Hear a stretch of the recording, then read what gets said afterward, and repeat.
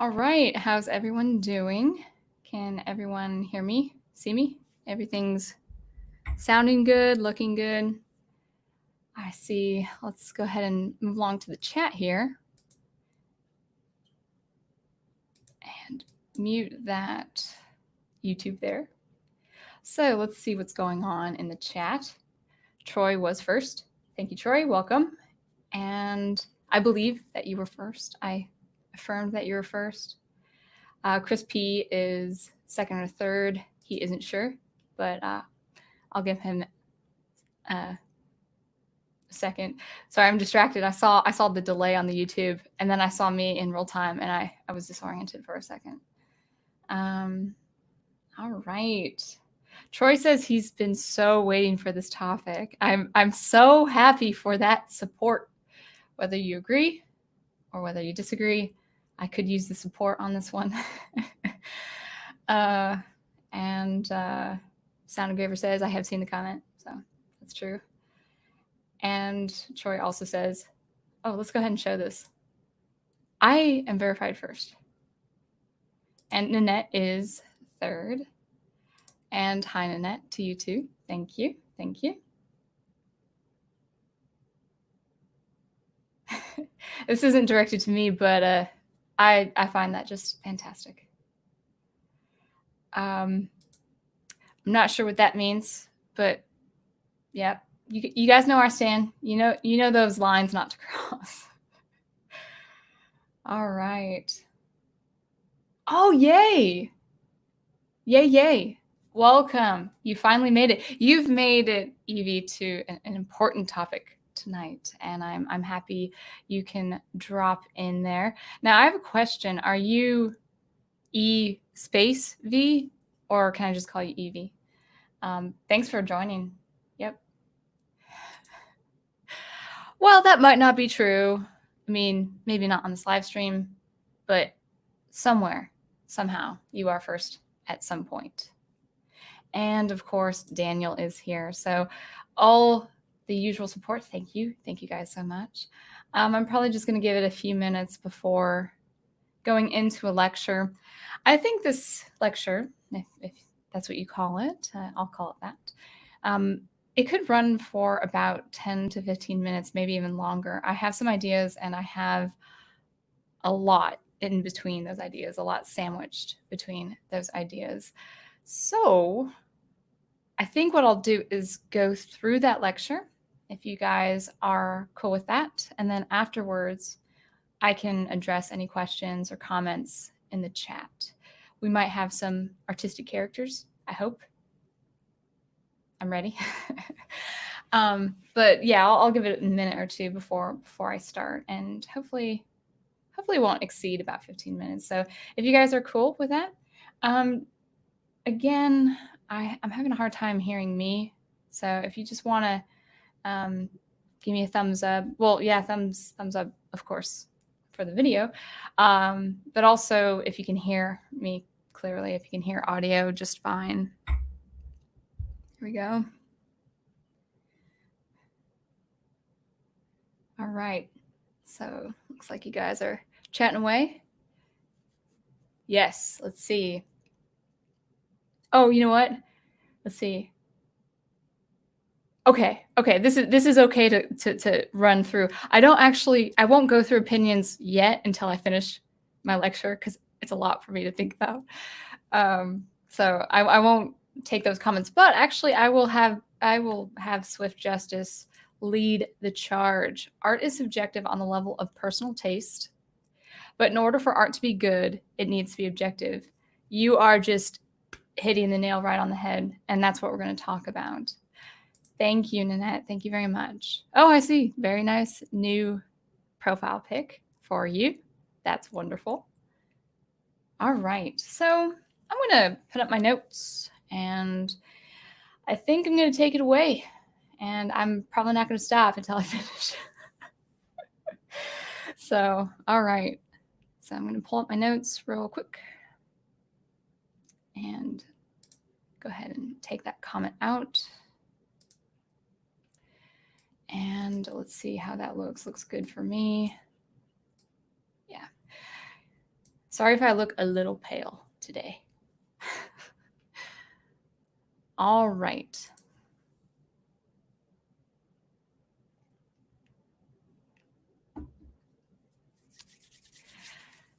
Okay, so art's greatest fallacy. Now, I will say I wrote that to be cheeky. I think it is a fallacy, but maybe fallacy is a little too strong. And if you put the word greatest next to fallacy, it's really strong. I'd like to call it a fallacy of sorts, but I can also call it a misconception. But here I have it, titled Art's Greatest Fallacy and Why Art is Not Subjective. Now, before I begin, I have a few disclosures. The first is this is my belief. It's an opinion. I believe it to be true. If you agree, great. If you disagree, go ahead and keep the comments in the chat. I'd love to have a discussion with you. I welcome all sides of the equation, but do keep your comments charitable.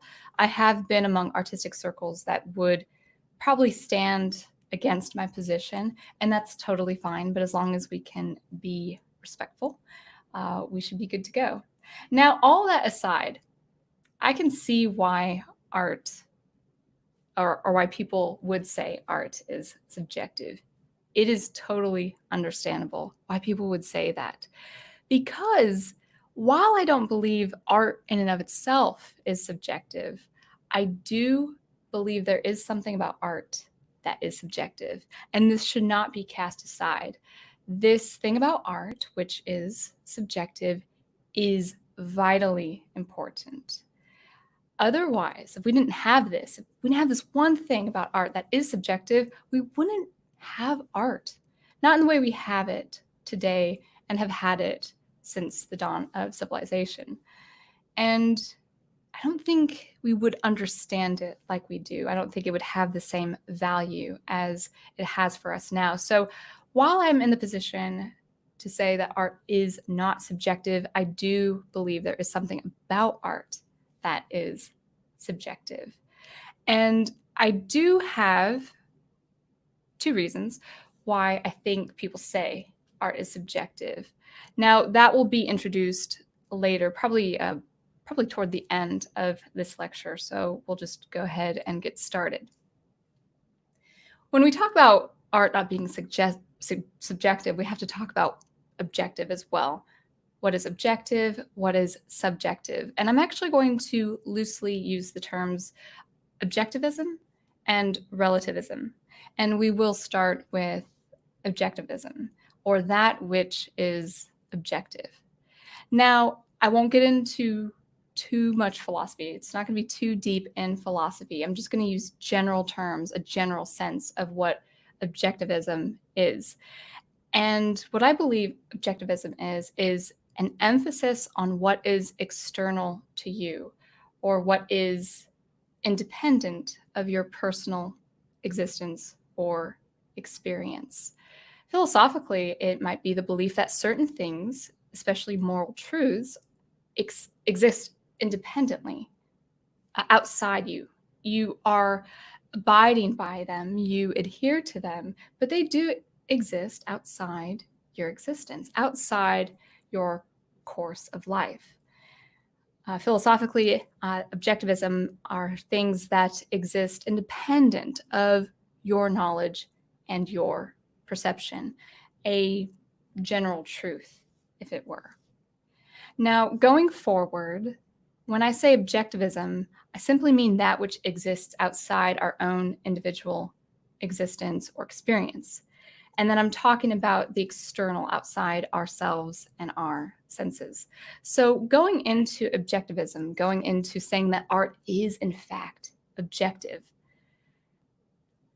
art stands outside your own individual experience, outside my experience. Art will exist, whether we exist here on Earth or not. Art will exist whether we are aware of it or not. You can go through, in fact, you will go through the whole course of your life not knowing, not being remotely aware of art that exists in the world. But that doesn't change that art is there, that it does exist outside your existence. So in this respect, in this one respect, art is objective. It is the object existing outside your personal experience, your personal existence. Now, we could say also that art is objectively good or bad. There are gray area definitions like mediocre, subpar, or art that has potential of being excellent or being good, but may have some deficiency, may lack in certain ways. But we can also declare that art is objectively good or objectively bad. Art is also fixed. It has an original. It has a moment of creation and a moment of release. There can be duplicates, there can be copies, there can be replicas for distribution and for preservation. And there can be iterations and adaptations of the original. But with iterations and adaptations, they stand apart from the original, even if they are inspired by the original. The original stands on its own. It can have millions of personal interpretations. It can be received by millions of people. It can be received by none, not one person except the artist, of course. So whatever the case may be, that art piece exists. Art exists outside that number. And as it is, it would stand outside personal existence, outside the artist, of course. So I'm going to give you a bit of an image. I want you to imagine an exhibition. We'll just discuss this exploring visual art. And I want you to imagine that you're not just at an exhibition with all these art pieces, but you're standing in a booth, maybe on the second level, and you're looking through a surveillance camera from the corner. And that camera is focusing on an art piece. Let's say in the center. That's pretty easy to imagine, right? Now that art piece, that object, for the length of the exhibition is fixed in its location. So it is in a fixed physical state in addition to being materially fixed. It's composed of something. It's composed of matter and of substance and of compounds that we can identify through science. Now, in terms of visual art, as I had said, it is matter. But even with an art installation that we actually do see as something that is not seemingly fixed, not fixed material like you would see in a sculpture or of a painting. But even with an art installation that is changeable, supposedly changeable, there is something that is fixed, and that is the program, the computer program. The syntax has fixed parameters to determine the result of the physical space. People, the art installation may change based on how many people are there, how many people move, how fast they move, how slow they move at certain locations of the physical space. And as stochastic and as random as the results may be, they are in some way predetermined by that fixed computer program. In music, there are two things that are fixed. There is the score and there is the recording. Now, as far as the recording in terms of performance, there may be iterations and interpretations, some of which can be dynamically different from what the composer intended. But in my experience as a composer, not as a composer, as a performer, as a violinist, as a soloist, but also someone who has played in the orchestra, someone who has seen many, many, many concerts, I can attest that most performers I've heard generally honor the integrity of that piece. So with these examples, I'm talking about the object itself, and I will more or less use object and objective interchangeably, or at least make them somewhat synonymous. With this, we can see that we may miss the physical or the material in our personal existence. I don't go to exhibitions every day. So I know that there is art that I'm aware of that actually I don't know. Now, we can talk about what is objective as far as the physical space and the material of that art piece, but objective goes beyond the physical space. We could talk about human experience, a shared human experience, an experience that is shared by all of us. For instance, we understand beauty. We understand beauty with nature, with the natural world. We understand life and the creation of life or the restoration of life in terms of health and well-being. We understand happiness. We understand joy. We understand peace. And on the other side, we understand sadness and tragedy and loss and pain. We have, in that respect, a shared human experience. When I say the word tragedy, for instance, you can think of anything, it might be different from what I think immediately, what comes to mind, but all of us we all have an understanding of what that means, because that is a definitive meaning for that word, for all these words. We also have an innate understanding of right from wrong, even amid moral quandaries and temptations and questioning whether we should do this or make the right choice in a difficult situation. We still understand, at least strive to do right over wrong. We prefer right to wrong. We prefer justice to injustice, for instance. We actually, I firmly believe we have an understanding of the ideal. Now, in my place as a Christian, I do link the ideal to God, who is good and holy. But maybe you're not religious. Maybe the ideal to you is world peace. We have an ideal as far as health, as far as the well-being of ourselves, as far as self-preservation and protecting ourselves, protecting our family, our loved ones, or at least maintaining their own physical and mental well-being. So we do have an idea of the ideal. We also have objective measures of doing things. Practicing on an instrument, for instance. I'm a musician, I'm a violinist, and I teach violin all the time. And I know this to be true. So whether practicing on an instrument, craft, or science, we have objective measures to getting more proficient. And these objective measures comes from knowledge of what has been established before. So with objective knowledge of doing it correctly, you will grow over time with practice. You will get better. You will become proficient. And also doing something incorrectly is also objective. I have the power and the ability to teach a student all the wrong technique to develop that awful violin sound. So I'm very objective in teaching my students right on day one, right at day one, good posture, good positioning for that good, objectively good violin tone. Because what do you think of when you first hear a kid on a violin? Chances are you're thinking of cats screeching. That's the one image that people draw up when they think of a child or anyone learning the violin. We have a sense of what the violin sounds like.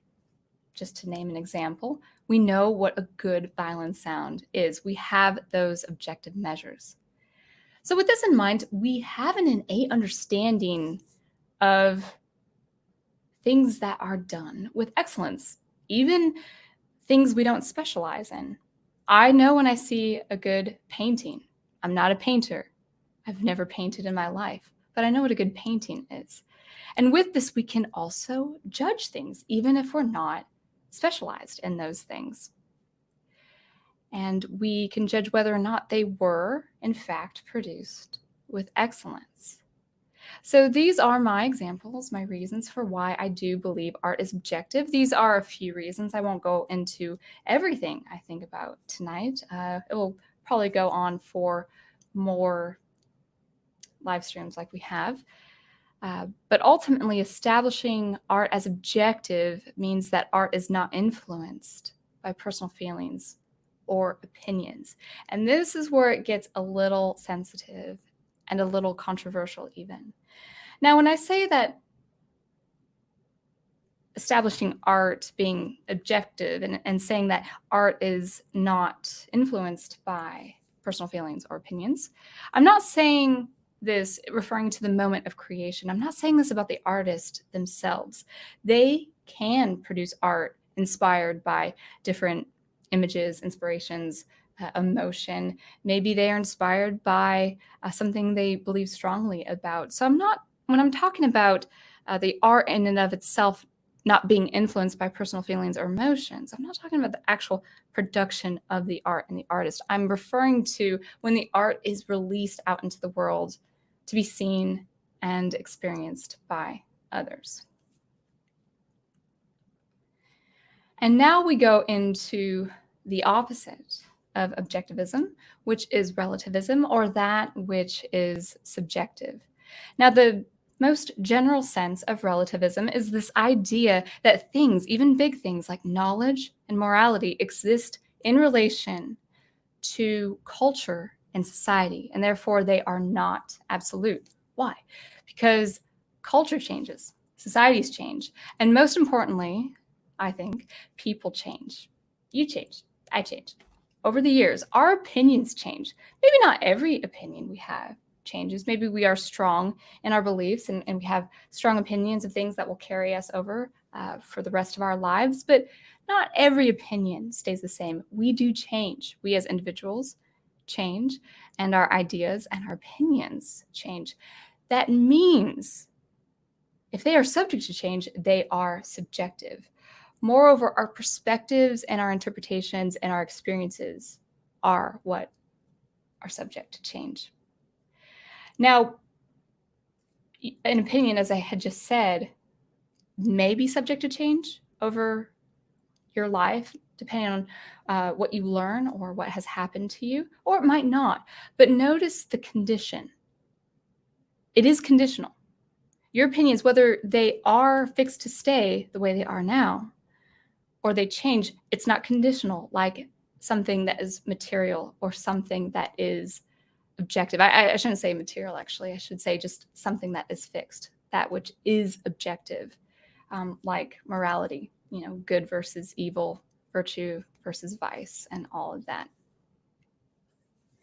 So it is conditional. It isn't fixed. It isn't absolute. I want to give you a couple real life examples of why I'm okay with accepting that our perspectives change and our opinions change and why they are subject to change. When I was an undergrad, I was this bright-eyed, bushy-tailed undergrad who just wanted to do everything right and please my professors. And I was a teacher's pet. Let's just say that. And into college. And so I was just like a sponge absorbing everything, including some particular philosophies my professors had.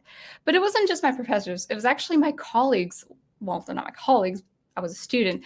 I was in a position where in composition, I was one of 3 undergraduates in my department in music composition. Everyone else, they were either masters or candidates for doctoral students or becoming doctoral students, or they were doctoral students. But the majority of the students in the composition department were doctoral students, much older than me, by 10 or 20 years, maybe even 30 years.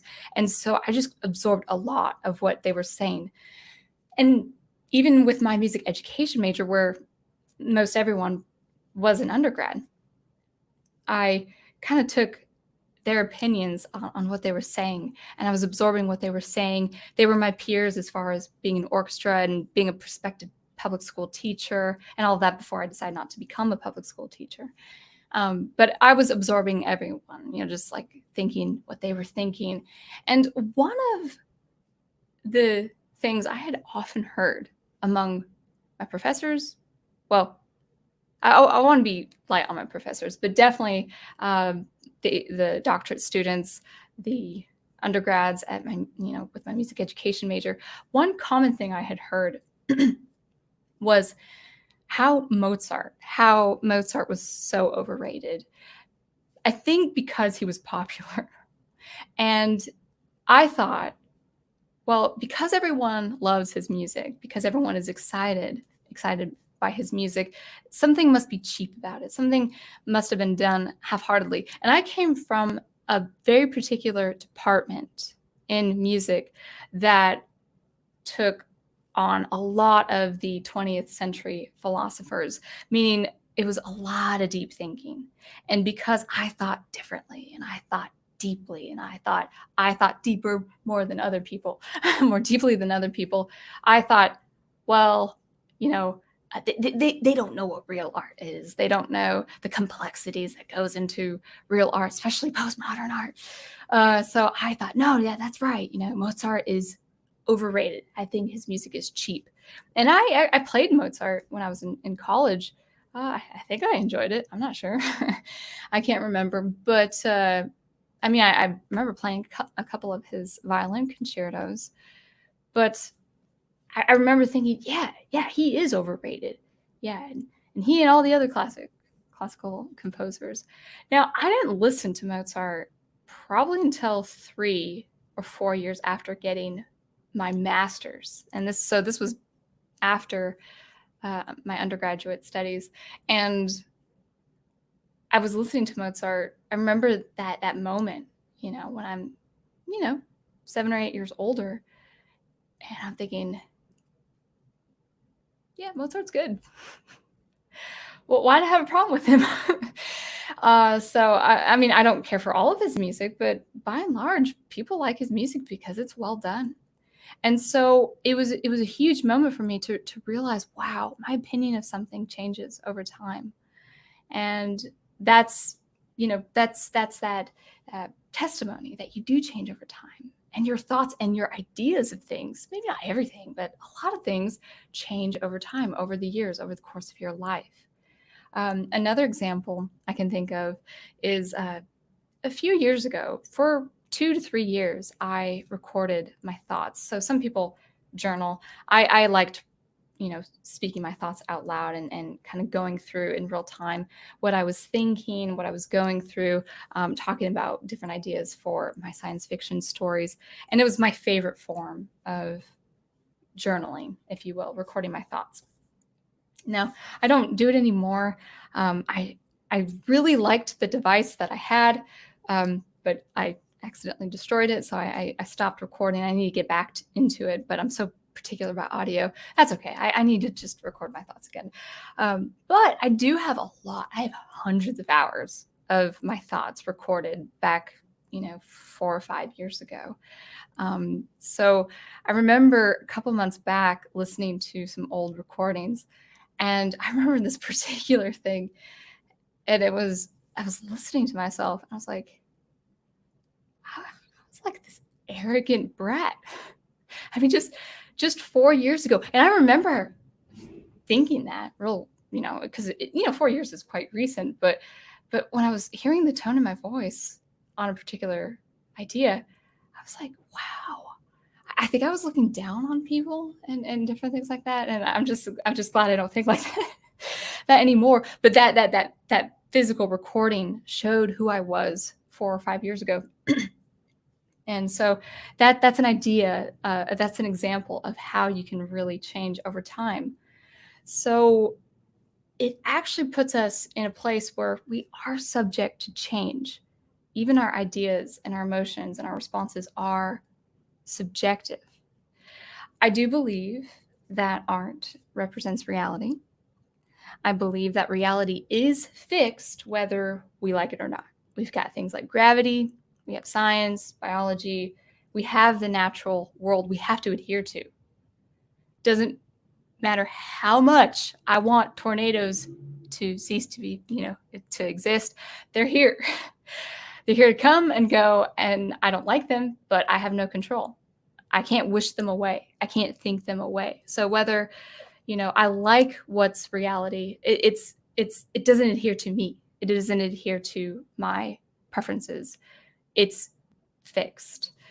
It's our perspective of reality. That's what's mutable. That's what's changeable. It could be due to misinformation, a lack of information, not having enough information in a given situation. That, however, misinformation or not, none of that alters reality. There's this one gentleman. he's Tolkien's scholar, and for the life of me, I just can't remember his name. It's not Tom Shippey. I used to go over the appendices over and over again. I just would wear those DVDs out because they were, besides Star Wars, they were really the only things that I had, in possession. So I listened to the appendices constantly, and I would listen to the scholars, and they would talk about all these things that Tolkien may have considered or thought in his writing. And I remember one scholar, and if you know who this man is, that'd be great for me to know, because he said something I'll never forget. He was talking about when the protagonists had everything going against them. They were at impossible odds. They were facing certain death at that last stage at the gates of Mordor, while Frodo and Sam are on the other side trying to destroy the ring. They knew that they were up against impossible odds and certain death. But the scholar he and a few others they emphasized on how Tolkien always brought that element of hope instead of despair, that you really shouldn't despair. And it's because you don't know everything. You don't know what's about to happen. You may think you know, but you don't know. And what he said, I'll never forget. He said, the scholar, he said, you may not have enough knowledge to have that one bit of information that would totally transform your suppositions of the way things are. So totally transform your supposition. You could be missing one small piece of information that would totally transform your outlook of what actually is. So we are subject to change our ideas and our beliefs based on something as simple as information. So using the example of the surveillance camera, going back to the surveillance camera, let's just kind of imagine that exhibition again, where everything is locationally fixed and everything is materially fixed, that the art is fixed. We see that the art is fixed. But what changes in that situation? What would you see changing through the camera? People of all ages, backgrounds, life experiences. They view that same object, that same fixed object. But no matter who views it, no matter how long, people will leave.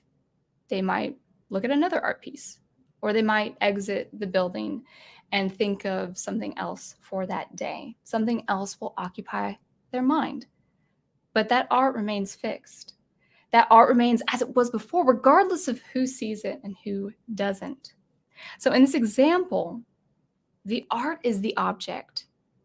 We, the viewers, that's what's subject.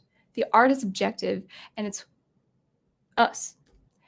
It's us who, I think I said that grammatically correct, right? It's we. I can't think right now. But the art is the object, and we are the subject. We are what is subjective, because we are subject to change based on our perspectives, our interpretation, and changing over the course of time. So to cap it off, why do people say then that art is subjective? Well, I do have two reasons, as I mentioned before. First, I think it's because that which I have established, that is subjective, our personal experience. Well, it is just that. It's personal. It's emotional. It's a personal experience. It's interpretation of art. It's how that person sees the art in that moment of time. It's based on your perspective. Now, when we have emotion attached to something, we respond viscerally. And I would say more often than not, we have the inclination to responding more viscerally than intellectually. Now, the second reason is actually in relation to the first, and that is this idea that art is subjective is often said when it's a defense of something. It may be different with other people, but in my experience, every time, I won't say every time, that's absolute, but almost every time I hear art is subjective, every time I hear it or every time I see it in the comments of YouTube or social media, it usually comes in the form of defending a piece of art. especially when that art is objectively criticized. We tend to defend, or we tend to want to defend things we like. But liking something or having a personal preference doesn't mean it's good. Our opinions are not what validates the quality of the art. But this gives us a little bit of liberty, I will say, because we can like bad art. You're at liberty to liking something bad. You can like things that aren't well done. It's okay. It's legal. You're free to do it. And on the other hand, we can loathe things that are absolutely brilliant. So I'll give you two examples, one for either. For the bad art, I have found myself enjoying poorly produced and also poorly composed retro wave music. I do like retro wave and synthwave as a genre. I visit it from time to time. And this example's not a dig at retro wave.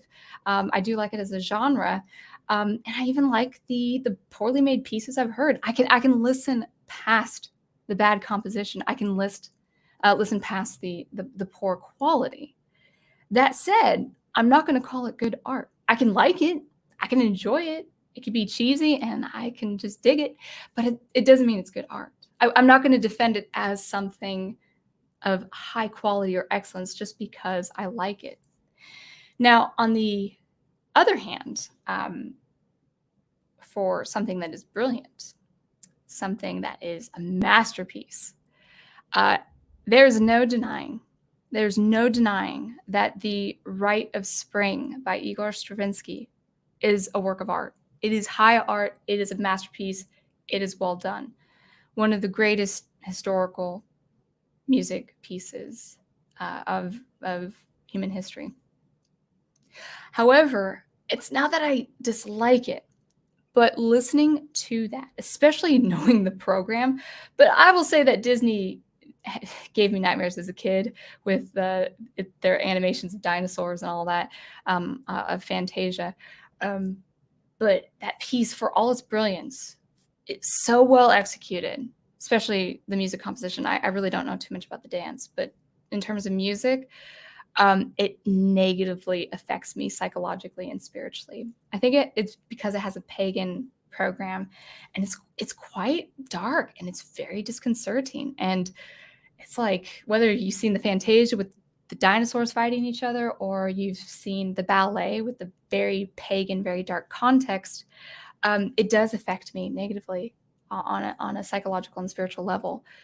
But I'm not denying its brilliance. I'm not denying its masterpiece. I will call it good art. It is a good piece of art. It is high art, really. It's wonderfully done, and it has its proper place in music history. So liking something does not make it good art. Disliking something does not make it bad art. Your personal preferences, they do not make it good. And I think just as long as you have a good experience with that art, I think that's perfectly fine. But don't attach your personal experience of something and say it's good art. In that, you have to be objective.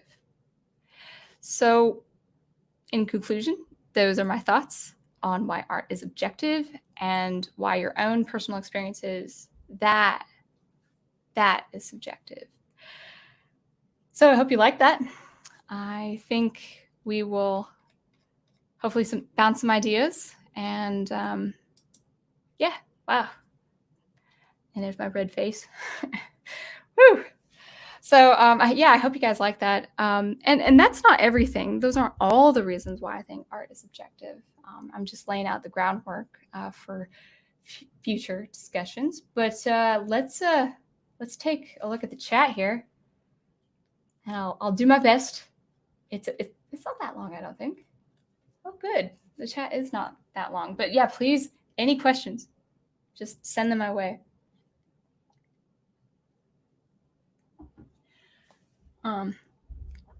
Let's see.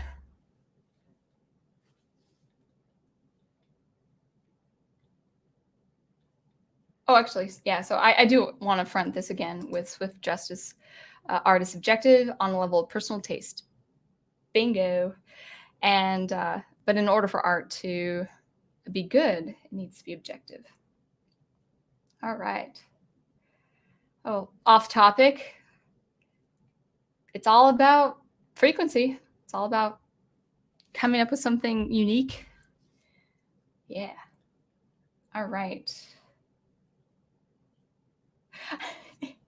It's not me.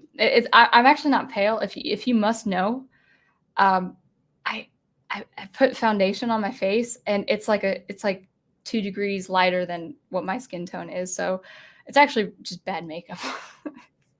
I'm actually quite healthy. I eat my vegetables, and I get all the nutrients.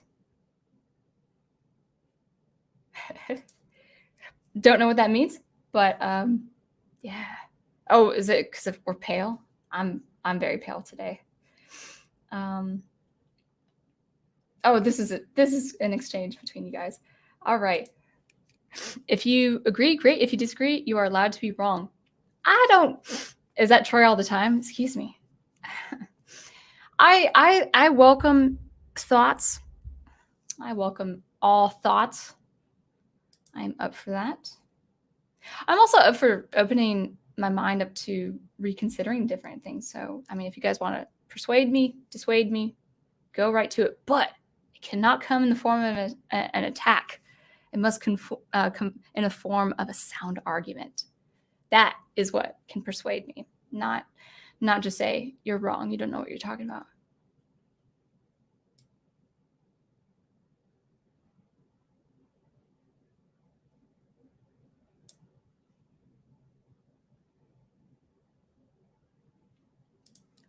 This is interesting. Excuse me. I might have to step out and just yeah. Anyway, I'm not hot, but whatever. Swift Justice says, I think an interesting question to ask is, can something be so bad that it's considered good? I mean, look at The Room. It's awful, but so entertaining. Does that fit the objective mold? I never saw that movie, but I understand that. Is it a parody of some kind, or is it was it intentionally made as a piece of art, and it just, just topsy-turvied? So I actually don't know the story about that movie, but I understand that it's people like it. People like it, but also understand it's bad. And actually that's a good example. I don't know the movie, so I can't comment on the movie itself. But I understand that people have liked that movie very much, but also know it's objectively bad. So that actually would be the right thing to consider.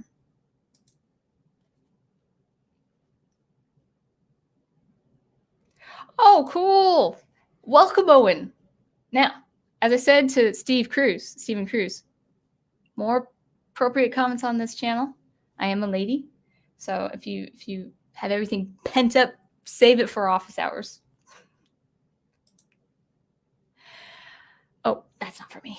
But yes, my sentiments exactly. Welcome, Sculpt. I don't recognize the name. I don't know what that means. I hope it's appropriate because I just showed it. But yeah. There are certain things we can appreciate in bad taste. Yeah, I mean, even things that are tacky and hokey, we can like it. Nothing is stopping us from enjoying something. Looking at you, Al.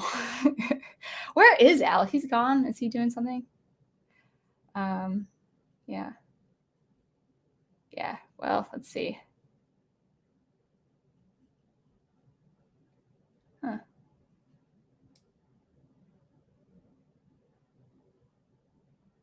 A lot of dialogue. Let's see. Let's see what this is. This is not for me, though. Goodness. I'll just read it. Professor Geek, Nanette eats Peeps, and she turns into Al. Ooh. Careful. You should hear. No, Nanette, don't go. Don't. Oh, there's Big Al. Hey, man. But this is Troy. You did discuss an example of a fixed exhibit in considering the art's intent. Do you have an opinion on author's intent versus death of the author? Or is that a whole different topic? Oh, dang it, Troy. Now, you talked about this, and you know I'm bad about this, but you're going to have to be more specific, and hopefully I'll remember. The author's intent. No, because the author, whatever the intent of the author is, they can still do it in an objectively good form. So it does not matter what my original idea for composing a piece of music, the result has to be to the best of my ability. It has to adhere to quality, to the best of my ability in terms of my skill level now, and in terms of objective measures that we've established for hundreds of years in music composition. What for hundreds of years of, for what people listen to and how they listen to music and how people listen to music now. So it doesn't really matter. Let's see. Yeah, maybe specify or clarify that, because I feel like that could be a pretty interesting topic. I'd have to think deeper on what you mean, but maybe a clarification on that.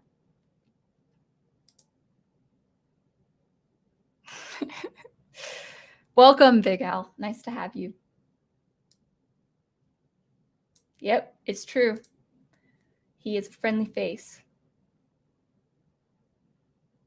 Okay, lots of exchange between people. And if you guys want to say Sound Engraver for different things, and if the chat is like, I think it's not the virus, but my nose is, yeah, I'm gonna might have to excuse myself.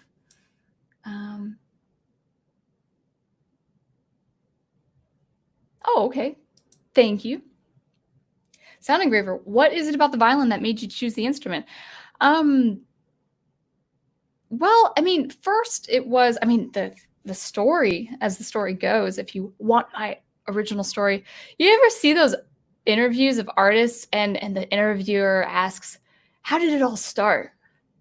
I always want to get past that. I just want to hear what they think, on what they think in terms of art, but maybe that's just me. But yeah, if you want a bit of a spiel there, I started around 8 or 9 years old. I've actually played by ear with my grandpa. We did fiddle music. I did a lot of old time fiddle music with him, yodeling and doing lead guitar and upright bass, where it has that stylized slap for that old time country.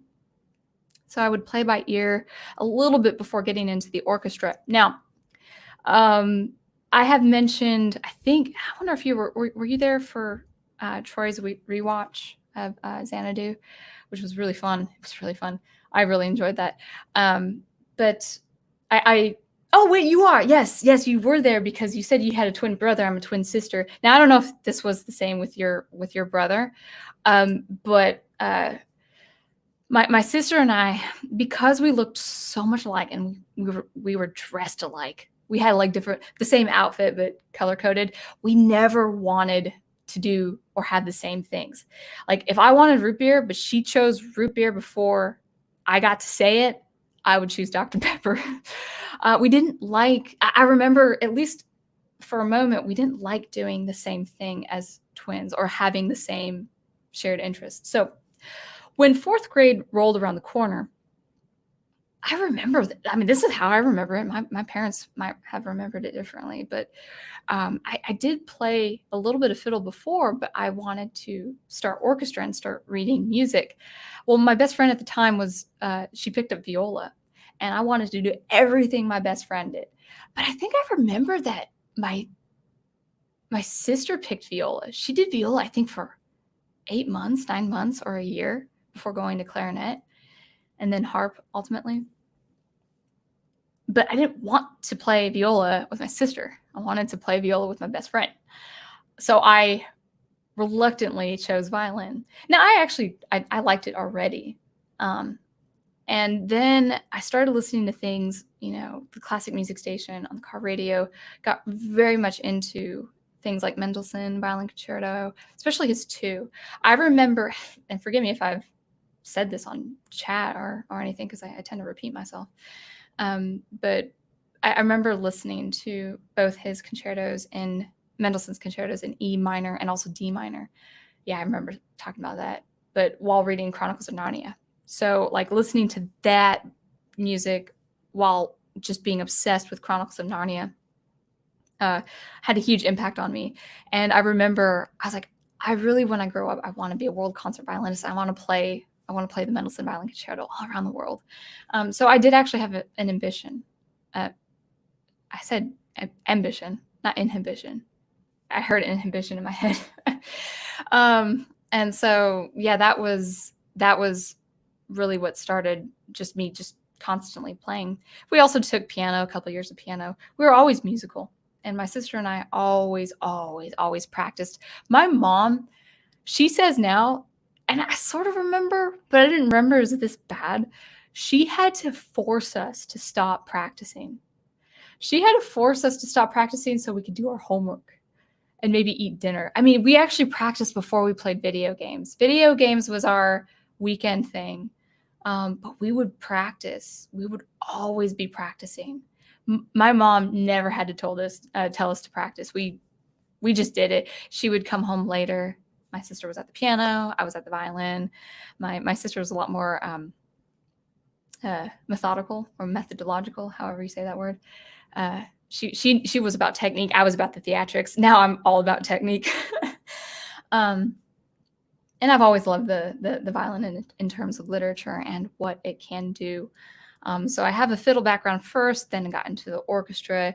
And people ask me if I, ever want to have an orchestra job. I've had orchestra. I did several years of youth symphonies and even civic orchestras on the professional level. But it is a lot of work. And I really just, as a composer, I just want to keep creating music on my own time and incorporate violin that way. So yeah, violin's been really nice. I love fiddle. I'm going back onto some nice fiddle chopping and adding some percussion and experimental techniques to violin. I'm actually going to do a video on that too, on violin technique and with unfortunately no demonstration with the StreamYard because it just filters out way too much. You need to hear the high frequencies. I don't want you to hurt your ears, get your ears hurt hearing my violin. It's like, it's not how I sound. It's this bandwidth that StreamYard has. I'm not complaining, not digging at StreamYard because it filters out my mouth sound. So I'd have to find a different platform to doing that. But hopefully that answered your question. I've always loved violin and I've always practiced. So like you can imagine me teaching 35 kids a week and a lot of them say, or sometimes they don't say, sometimes they don't confess. And I would get it out of them. Have you practiced? Yes. And like, how many days? 1. I knew it. You didn't practice this 5 to 6 days. I told you. Those kids don't lie though. They confess the truth, so that's good. But yeah, I've always loved violin and fiddle.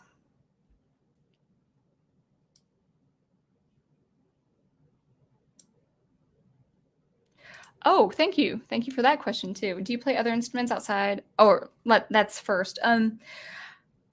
I gotta get back into voice. I did voice all my masters because right at the end of my undergraduate studies, I had a violin stolen. It was a nice violin too. And actually, it unfortunately, it had a lot of sentiment to it because it was actually, I got that violin actually, I think the day or the day after my grandfather's passing. So it had like that weight and I never found it. It was gone. So I was actually out of commission, if you will, for probably 2 years, not doing violin at all. And so I focused on voice instead while pursuing composition studies. And I did a lot of experimental technique. But that's going to be 6 years this May since I got my master's. So I haven't gotten back to voice. I do need to. I do a little piano. I teach beginning piano if people need, but I'm not a pianist. I can read keyboard. I could probably play some intermediate stuff if I practiced a little bit extra. But as far as that, no, I'm quite singular in that respect. A lot of people say, "Oh, he's a multi-instrumentalist." That's cool, and some people are really good at doing a lot of different things. I will never be a multi-instrumentalist. I have no need. I want to be just really proficient on the violin. That makes me happy, and hopefully I will serve a good purpose for future music and all that. Do you have other creative outlets? Yeah. I as a lot of people on the chat before have understood, I do write science fiction. I write science fiction about I try to make it every day, about 5 to 6 days a week, and try to get a lot of it out and done on Sunday, since I take the Sabbath with music. I don't do anything music related on the Sabbath. So I spend time in scriptures, prayer, and then I just have fun writing. And sometimes I binge on He-Man. I actually haven't done that in a couple weeks, but there was a period of like Sundays, yeah. So yeah, thank you for asking. Appreciate that. Oops. Let's see.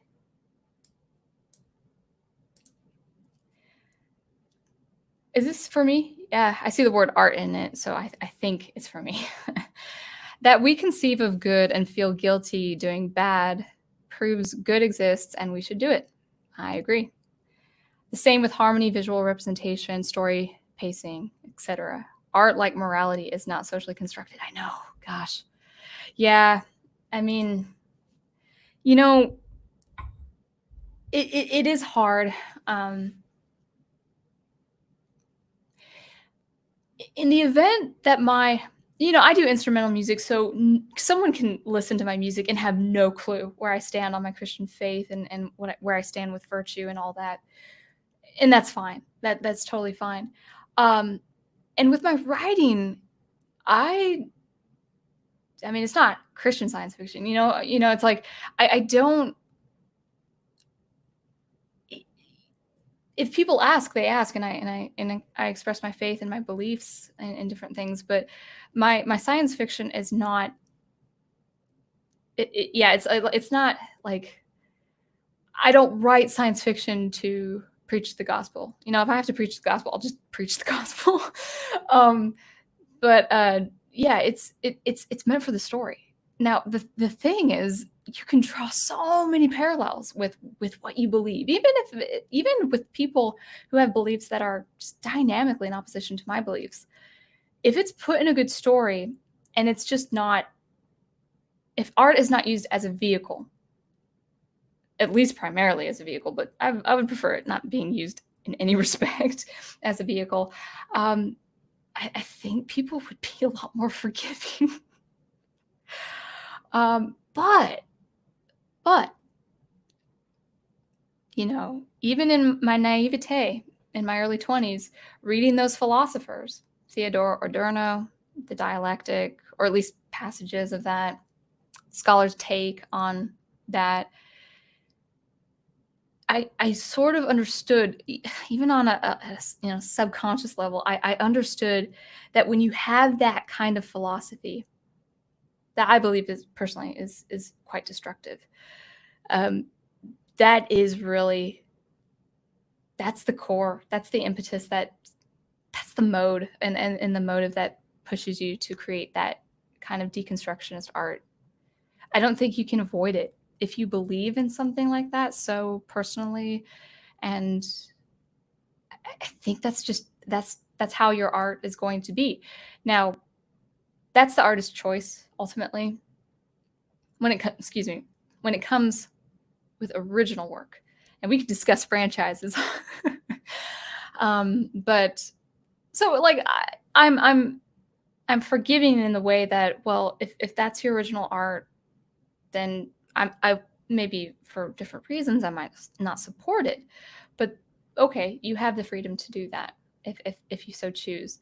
But the thing is, it's quite ineffective. I have found that art that does that, when it puts the idea before the art, I have seen time and time again art suffer because of that. So a lot of people think, oh, I use art as a platform. But if you actually look at art objectively, as you had seen me talk with the lecture, you don't want art to suffer. You want to create art in a way where it stands apart. Maybe not even in a way of being prestigious compared to contemporary art or your art of your contemporaries, but it's, just try to produce good art regardless of the ideas that you have. That your ideas can inspire you, can help you make decisions. But yeah, that using art as a platform, as a vehicle, is just a little bit too, well, it's forward. But I can sniff it a mile away. I know what to expect. I have done this, and I've been around this for a number of years. I know when to expect, what to expect, and when to expect it. It's not edgy. It's not progressive. It's not the phrase now. It's not even cutting edge. I've seen the phrase bleeding edge, which is so dumb. I was teasing with a professor, I think a few years ago. I said, let's stop saying cutting edge. Let's call roughly hewn. I don't know. But people keep taking the same, saying the same language and all that. But yeah, no, it is. I don't mind art being a platform on some level, but certainly not the vehicle, and certainly not the impetus.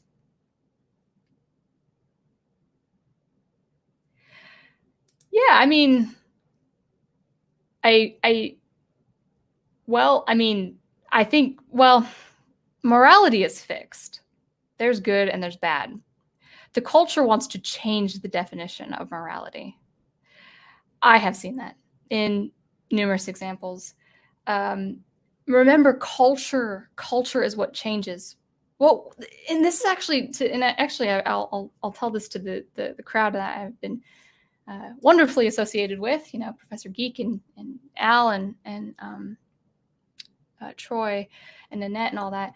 All those, you guys aren't that.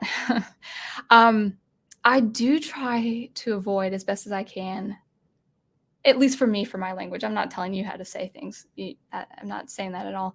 But for me personally, I'd actually try to avoid saying things like SJWs are woke. Now, for your topics, I understand that you have to do that. That's just the language you use. But those terms are not going to stick around for very long. I'm not saying that as admonishing anyone using that language. For me, I try not to, because I think, well, is that going to be said 20 years from now, 50 years from now? I understand it's all about communication. It's all about how we interact, on the radio waves and also on social media. We use those present words, in our culture, and I understand why people do. I definitely understand. I try to make it a habit not to, just because I want to use words that stick around. I believe,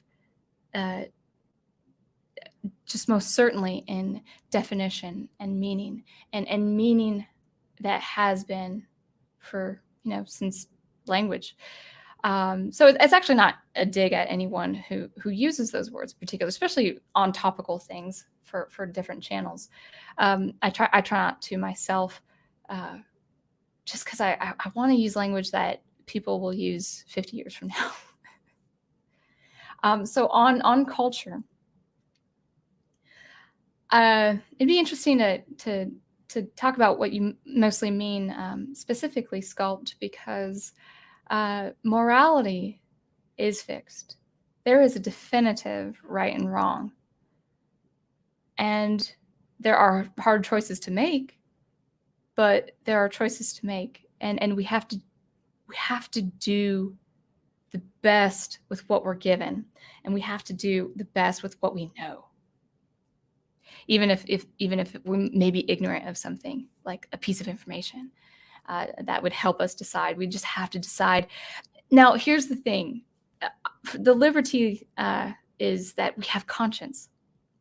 Conscience is what gauges us. Now, we make mistakes. We say the wrong things. We can get people angry. We might be careless and not mean to be careless. But conscience, yeah. You guys, do you guys look at the Fourth Age, the YouTube channel Fourth Age? I like his stuff. He has weekly videos, commentary there. And he was saying in his last video, conscience is the thing that helps us reassess and reconsider, even if we make mistake, even if we are erring in our ways. And I think conscience is given. We all have a conscience, you know. We see it in stories like pet the cat, save the dog, or something that goes against our conscience, which is like kick the dog, you know, those kinds of methods. But we all have conscience. We all have a conscience.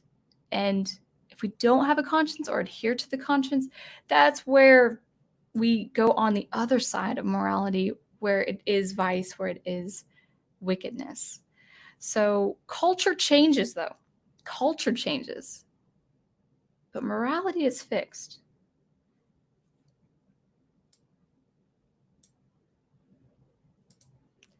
He can bring, okay, Professor Geek, you can bring in your metaphysics all you want. I accept him. Showing off your new book learning. That's right. Oh, by the way, let me know if you don't want me to show you comments that's not directed to me. So Troy, I see that you're engaging with someone else. You have good ideas though. Can I share your ideas? One would hope, sorry, if you don't like it, let me know, because you just have good ideas. One would hope that our morality would have a powerful influence on, is that culture would have a powerful, let's see, that our, one would hope that our, maybe you didn't mean morality would have maybe I should, let me read the second part. But that has more to do with the strength of character and identity, perhaps. Maybe I shouldn't bring up stuff that's not directed to me. Love you, Troy. All right. Yes. It was hipsters that try not to be hipsters. I was like, I'm above that. I'm past that decade.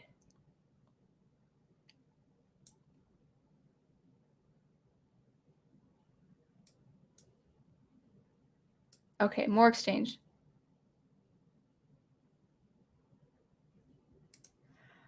Oh, so Owen Lister, sometimes you'll say stuff and I have no idea what you're talking about because I go through this chat so slowly. But I take it we're in agreement. Oh man, good quote. Okay, you guys are probably, this is probably when you talked and chatted during my lecture. All right.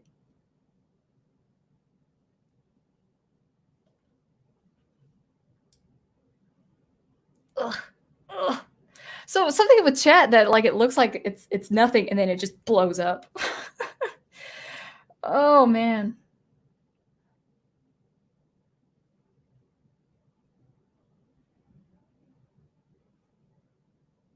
Okay. Well, cool. Hello, Logan. Welcome to the chat. I enjoyed listening. Thank you to this, and I'm glad I could catch it. Unfortunately, I have to say I cannot disagree with you more with just about everything here. That's cool. You know, you seem like a friendly guy, and I mean, if you want to have a discussion, we can. I'm not out to persuade. I'm just out to share my thoughts. But welcome, Logan.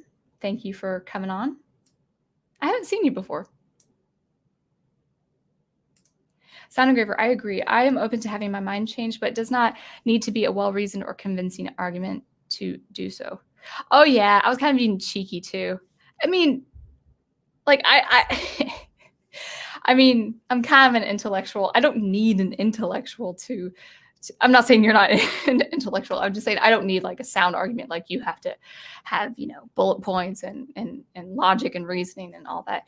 Something very small can change my mind. I am open-minded with that. I have my position. I feel strongly about things, but I'm not so shut off where I wouldn't reconsider. Because, as I said in the lecture, something in my personal experience in my life, or someone, a colleague, a friend, a relative, they could say something that I just would never have considered. And then I would think, yeah, you're right. And I'm open to that. A lot of people are scared of change and change within themselves in that regard. And I welcome it. Engraver, thanks, Big Al. I keep reading my name. As most know, I am very visceral in my enjoyment of art and will always prefer what I like over what is good. I will pick a Bigfoot film over Citizen Kane any day. Well, that is the thing. And as I had disclosed before my lecture, enjoyment of things are very, very, very important. We need that. We need enjoyment of different art. We can enjoy art. We can enjoy art of any kind, of any quality. We can, and I think that's important. Whatever the experience is, I think enjoying something for what it is, or even partially, not enjoying partially, but enjoying an element of something or a component of something, I think is very, very important. Kind of, I shouldn't bring this up, but it is my channel. Like for all the flaws of The Last Jedi, that throne room scene, that something like that visually could inspire me to have a scene like that. So I don't approve of the film itself objectively, but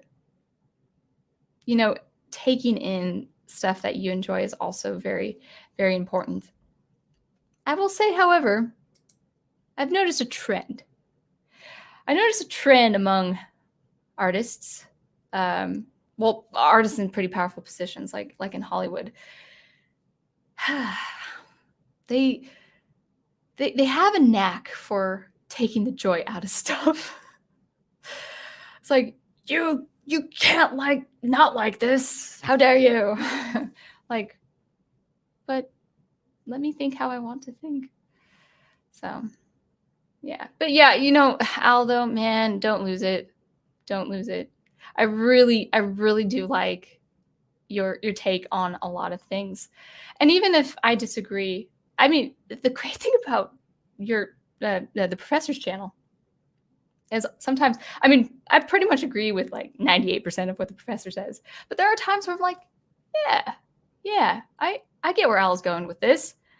And I'm actually quite open to thinking differently, from people I really do strongly agree with.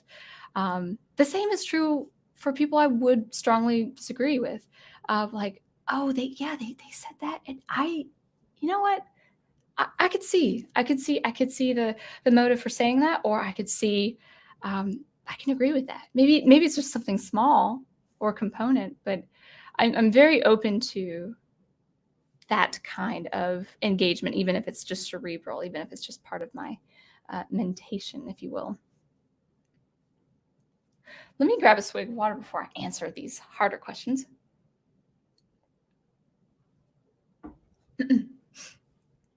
Logan says, to start with a question, why is it necessary to delineate between good and bad in relation to art?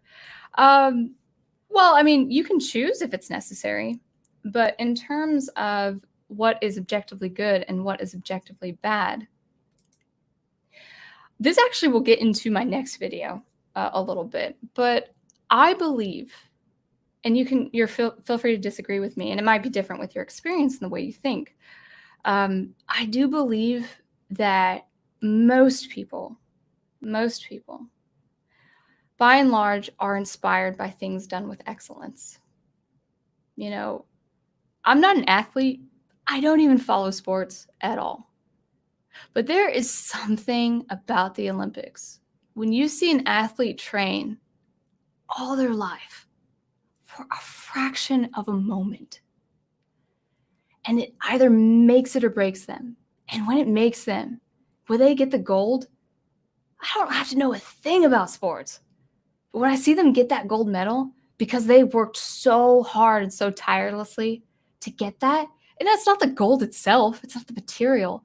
It's what that gold represents. It's, I made it. I trained all my life for this tiny, tiny moment.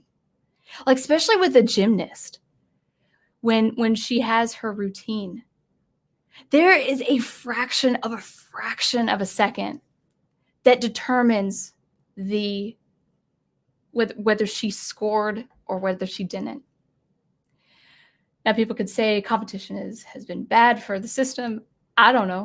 I can't be the judge of that kind of debate. But I trust. I mean, I've worked with adjudicators. I've performed in music competitions.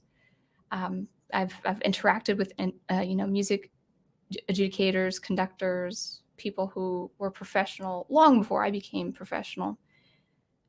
I trust their judgment. I trust their assessment.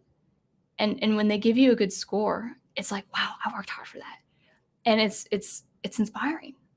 And so I think people, not everyone, but I think most people, are inspired when they see excellence, when they see something done right, or maybe not right. Maybe that's not the right word, but when they see it done well, when they see it done well, and you just want to cheer. I want to cheer. And so, for my own music, when I fall short, at least from my standards, because I do have standards I put on myself, it's like, I could have done better. But I cannot tell you the joy I experience when I know I have something. It is a thrill bomb beyond belief. And I think that's true with a lot of artists, a lot of creators. But more than that, I think it's true for people receiving the art.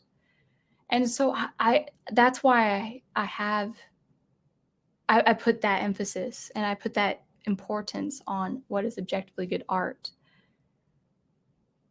It's not an attack on the person's character. It wouldn't be an attack on my own character or my own person if I produced subpar art. It has nothing to do with who I am as a person. By objective standards, I fell short, even in my specialty as a composer. So I think for morale, for the human person, for the human dignity, for the human spirit, I think that's why people constantly want, on some level, good art. They don't have to be into art per se, but even in the movies that people go to, they want quality. They want good stories.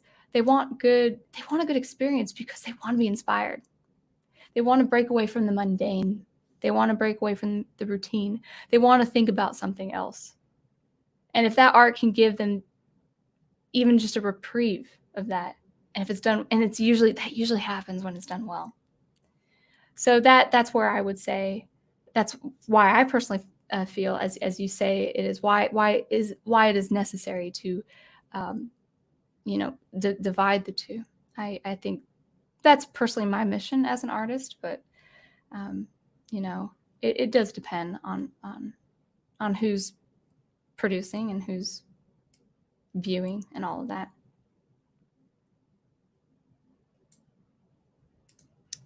Sound Engraver, when I think of objectively bad art, Transformers: The Last Knight comes to mind. I wish I knew that movie. It amazed me how they managed to make giant robots blowing each other up so boring. Thanks for conceptualizing that, because how do you make giant robots destroying things boring? There's got to be something else. Yeah. Interesting. Thanks for bringing that example. Troy, come on, man. I mean, I shouldn't have encouraged that. I should not encourage bad behavior. I don't encourage bad behavior. But Owen Lister's this is his first time on, so he probably doesn't know the boundaries I placed.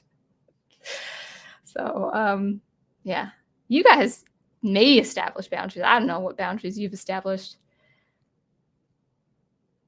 But I saw that piece of art that the prof shared last week. I minimized it right away. It's like, oh, nope. Gotta exit here. Oh, great. That warms my heart. Owen says, don't worry, my mom raised me well when it comes to treating a lady right. Thank you. I appreciate that. And ladies appreciate you too, I think. Maybe they might not admit it. But I will take a man or a gentleman holding the door for me any time of the day, as opposed to swearing at him, saying, I don't need you to open the door. That happened to a friend of mine. And he just stares at her, and he's like this wonderful, hardworking, Southern man with a drawl. He's like, okay. And he just he walks right in abruptly and just slams the door right in front of her. I think she was asking for that, though. And actually, Nanette, we have a problem. The way the professor feels about onions is, I think, the way I may feel about Peeps. I don't know, man. I would have to eat it, like pick a little piece and just, yeah, Peeps. I think I liked them as a kid, but I Peeps, man. But see, you enjoy it. Now, here's the thing. We objectively identify those as Peeps. You like it? I don't care for it. I don't care for Peeps. But they are Peeps. They are objectively Peeps. Man, I'm so pale and red.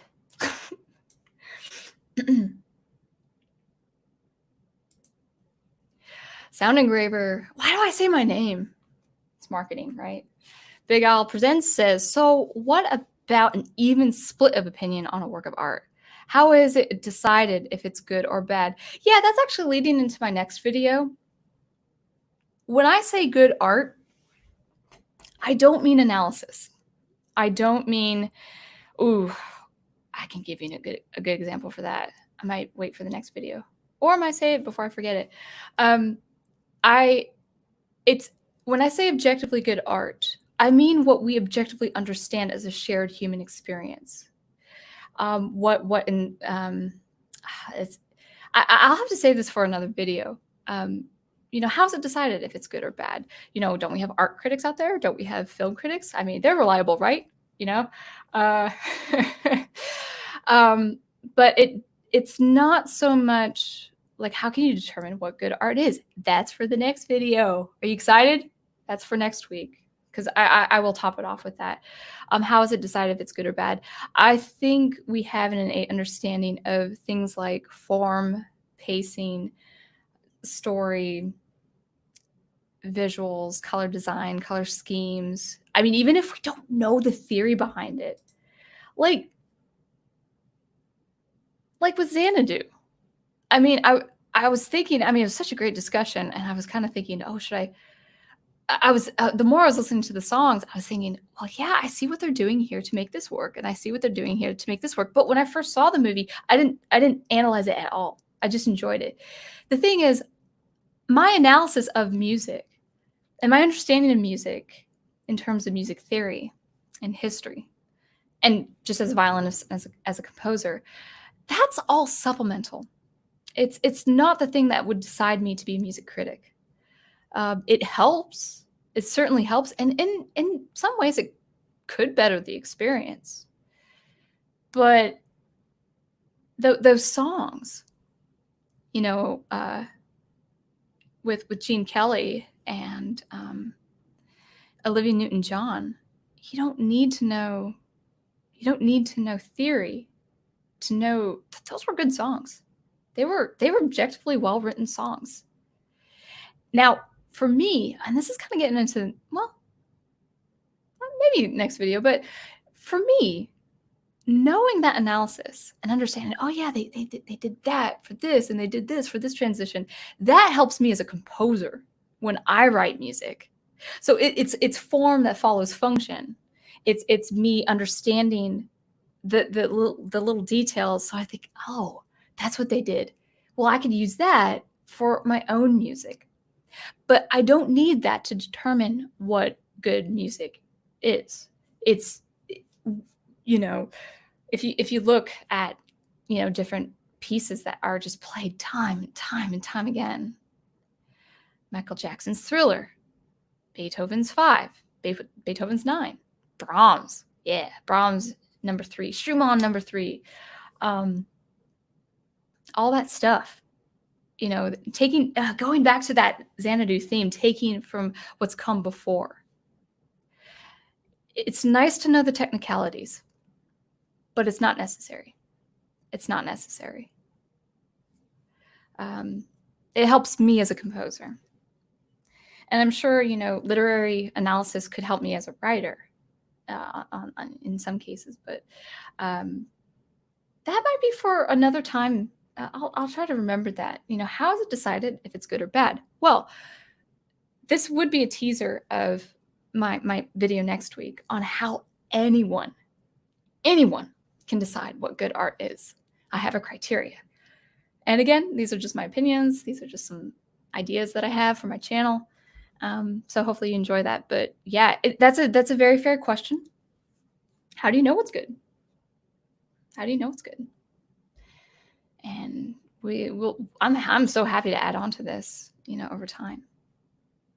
Oh yes, this was the clarification. So that is death of the author. The author's intent doesn't matter if it isn't clearly conveyed in the art. The art stands on its own. The artist can't say later, I meant. I mean, yeah, I know that sounds harsh. I know that sounds like it can sound a little critical, but truly, if the author has intent, that's one thing, by the way, that's one thing. But what if the author wanted to convey the intent, whatever they wanted? Like, I've got this idea and I want to convey it and I want to illustrate it to the best of my ability. Well, they've already set an objective standard. It wasn't the intent, it's their conveying the intent. If they fail to do that, if the idea does not get across, they went below their own objective standards. Now they may have an intent, and that's cool, and they can write from that. And I have read bad fiction out there where the author tries to spoon feed me their ideas, and I get annoyed. If I miss something, I miss something. If I mispronounce a name or misspell a name in my head, give me that freedom. Give me that freedom of ignorance. I have seen authors just say, this is how you would pronounce this name in the body of fiction. Like, this is the last name and it's pronounced this way. I'm like, are you serious? So what if I would pronounce it differently? So what? So there's that too. So yeah, the intent of the author, I think, can be a motive for writing a story. But if they want it conveyed, they have to do it in a way that would produce that result objectively. If the reader says, "Oh, that's what they meant," they did it. They did it. So I hope that does that answer that question? You need more clarification on that? I hope I answered that correctly.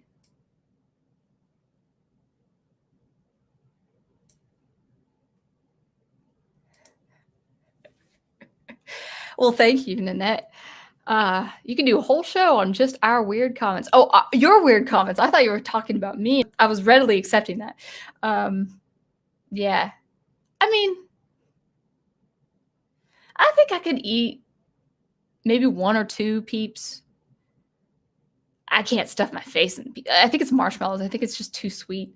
But it's the sugar on the marshmallows. So it's sugar on a lot of sugar already. I wish well, actually, I'm kind of glad I don't have this problem, you know. She's like, oh, I wish I, like, Twinkies. Like, I was a kid who played outdoors all the time, so Twinkies had no effect on me as far as my health. But I remember loving Twinkies.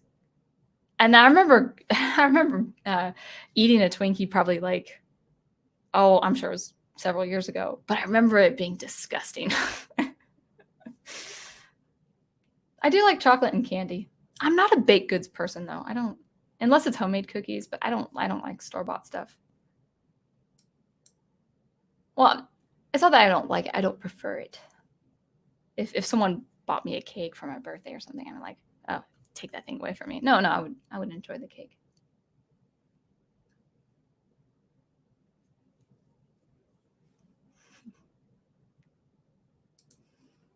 Troy Pacelli. I'm not asking this to be funny. It's a serious question. Thank you for the, prefacing that. So please don't laugh at me. Thanks for prefacing that, at least this time. Is there a difference between fiddle and violin? That you'd be surprised how much I'm asked that, how many times I'm asked that. And that is, it's really essentially a difference in musical style and literature. Now that is to say, a fiddle probably could be constructed a little bit differently. You may have seen maybe in different movies where, like, people like Mountain Men or something like that, or people of that kind of really rural old time fiddling had their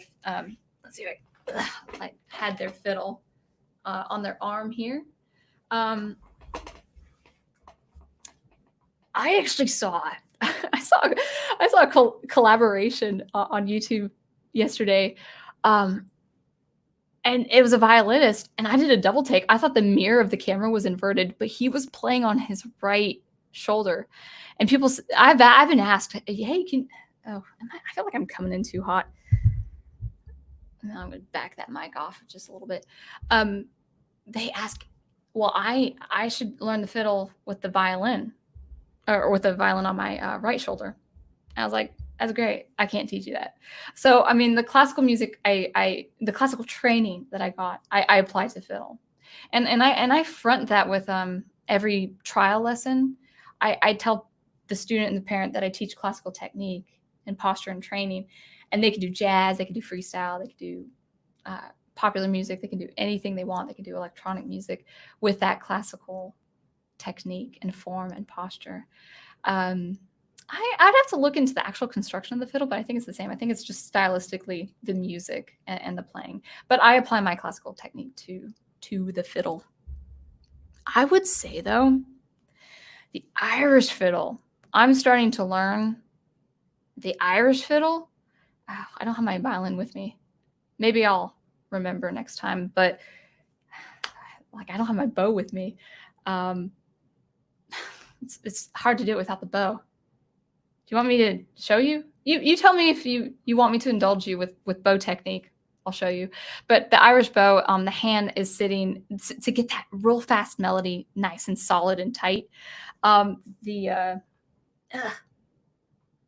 is my right hand. It looks like my left hand. It's my right hand. So the frog, the heaviest part of the violin bow, is right here. But for Irish fiddle, your hand should be up quite high, not too high the stick, not to the midpoint of the stick, but quite high, to get that traction. Because Irish melodies are hard. On the music wise, it looks very, very easy. And then I have to do a lot of string crossing that takes a lot of stamina. And I was looking at some Irish fiddlers. I was like, oh, they have their bow hold quite high. I don't know if that's a standard, but yeah. Irish fiddling has been fun. I gotta look into that book more.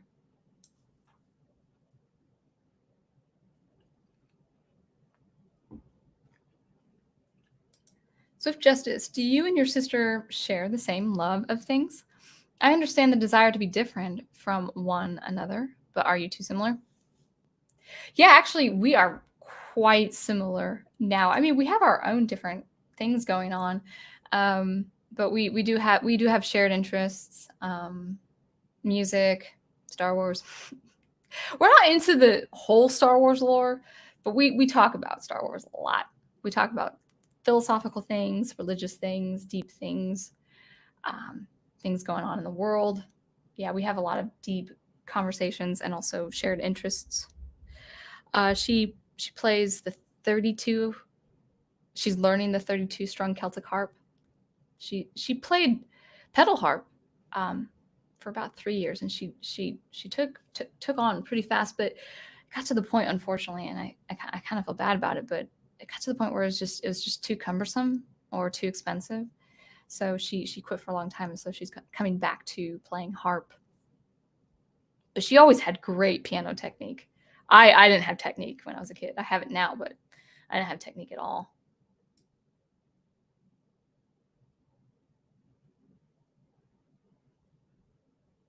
Do. I think I see an exchange. So say if you want to direct your attention, or if you want to direct me to your comments, just go ahead and say Sound Engraver, like Owen Lister did. I listen to the 80s heavy metal, but I do get picky about what song really speaks to me. For me, if the song gives me a scene from a movie or comic I'm working on, I like it. Yeah. And that's where inspiration comes. That's where inspiration comes. Yeah. And I listen to songs that give me incredible inspiration for my writing, like with your writing. And some of it's not completely great. Now, that might be my musical analysis kicking in. I would say in general, pretty well done. Yeah, pretty well done. I'm actually, to be honest, like not as inspired by, things that are without form or have no movement or direction. So yeah, that's great to hear. I was listening to oh man, I wanted to share it on Twitter. I don't have another tab up, but this oh, and listener, do you know anything about Mario and the Seven Stars? I was listening to these cover adaptations of classic soundtracks. Final Fantasy actually was recently Final Fantasy VII. I never got into Final Fantasy at all, but with the release of Seven as a remake, there's this guy that I was listening to last night, metal guitarist. I actually do like some metal music. I get a big kick out of metal music if it's well done. I don't like it washed out. The thing is with metal artists, if I do listen to them, I'll just stick with Dream Theater. They're more progressive rock. They're not metal. But metal that is good composition, because metal and progressive rock, they take from the orchestra. So I have a soft spot for metal.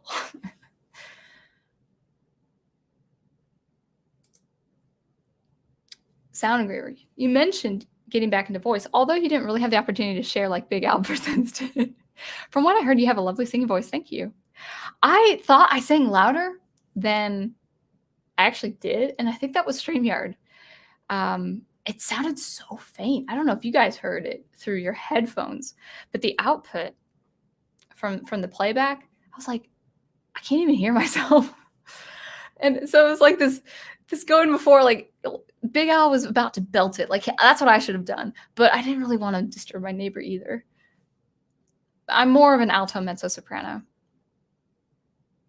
I do want to get back into voice. And actually I might, as the more I compose and work with live processing, I definitely will get back into voice. Oh, a lot of comments to Troy. I think he started something. And if you guys wanted clarification for me, just say Sound Engraver. Oh yeah.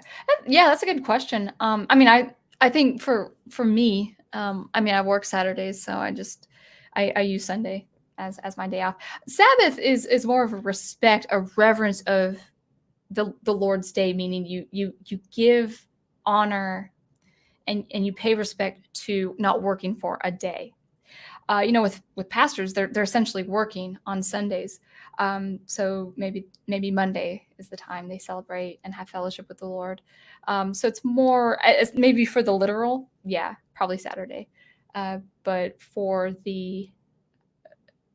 I would say if you can celebrate a day and have a day off, at least pick one day a week. But yeah, good point. Good point. That's right. The song spills out of me. Excuse me. We should have went for it, Al. But I couldn't hear. I heard a little bit of you, but I couldn't hear me. The other thing too is I couldn't hear the movie output as much as I heard, us talking. So, but I'm saying if we ever hung out and did karaoke, I think some Xanadu songs would be one of those songs, man. Yeah. So I was hoping the artists would have directed their comments to me. I'm getting Troy getting some comments. It's not that I'm jealous, but I want to look after him. So, Troy, if you need help, just let me know. Owen Lister says, the original He-Man is very odd to me. On the one hand, the art style, character design, and story are great, but on the other hand, the animation is meh. I mean, I'm not a specialist in animation. I mean, I grew up with, Land Before Time and American Tail, which was that's a weird movie. I grew up with that. I think it was Don Bluth, who did that. I don't know. I kind of like the start of He-Man when it pans the scene across some landscape on Etheria or Eternia, and I like it. I like those shots. There was this one episode where an alien. It's always every time an alien comes into one of those episodes, they're either the benefactor character or like the beneficial. They're like the all good the representation of all good, or they're kind of the aloof character that doesn't know the difference between good and evil. So of course He-Man's the representation of good and Skeletor is the representation of evil. But there was this one episode where never mind. That would take a little bit of analysis. But I remember this one scene where the alien ship comes and stops everything. Like the battles stop between Skeletor's armies and He-Man's comrades and all that. And it's only Skeletor and He-Man duking it out, which actually, by the way, I love my favorite interaction between a hero and a villain is them duking it out just one-on-one. It's my favorite thing ever. Even something like He-Man and Skeletor. But I remember the contrast those visual artists did. They contrasted it like a yellow orange spaceship with like this deep magenta purple sky. And I was like, yep. I'm not a specialist when it comes to animation, but I could see where it's well done. Especially with the time. I grew up with Hanna-Barbera though, where everything was like a still shot. Was it a still shot? Yeah. Actually, now that I remember, yeah, when Scooby-Doo and the gang, they would go through different libraries. Well, no, some would be panned. Now that I think about it. Oh man, are we coming on 2 hours? We might not do the 3 hours. So I'm going to get through this because I really do need to write. This goes by so fast for me. I thank you guys for participating.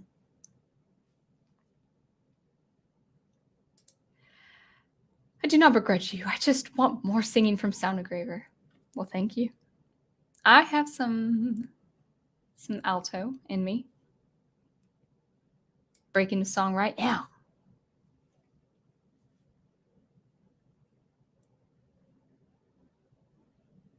Man, Troy and Sculpt, it looks like you guys have an exchange. yeah, I kind of feel like I want to be a part of it, but looks like you're doing your thing. I'll go up through chat. If you guys don't want me to be a part of it, I understand. I'm only the host. I don't need to say my 2 cents if it's not welcomed. Oh, let's see. Oh, oops.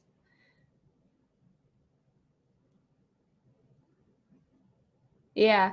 Actually, Swift Justice, I definitely agree with you there. I won't post what your comment up on the art suffering. Only just while I can agree with you on that, I try to keep it as apolitical as possible. I'm not an apolitical person, but I don't want to introduce that idea, even though this is all from Professor Geek's crowd. And I enjoy the takes. The takes.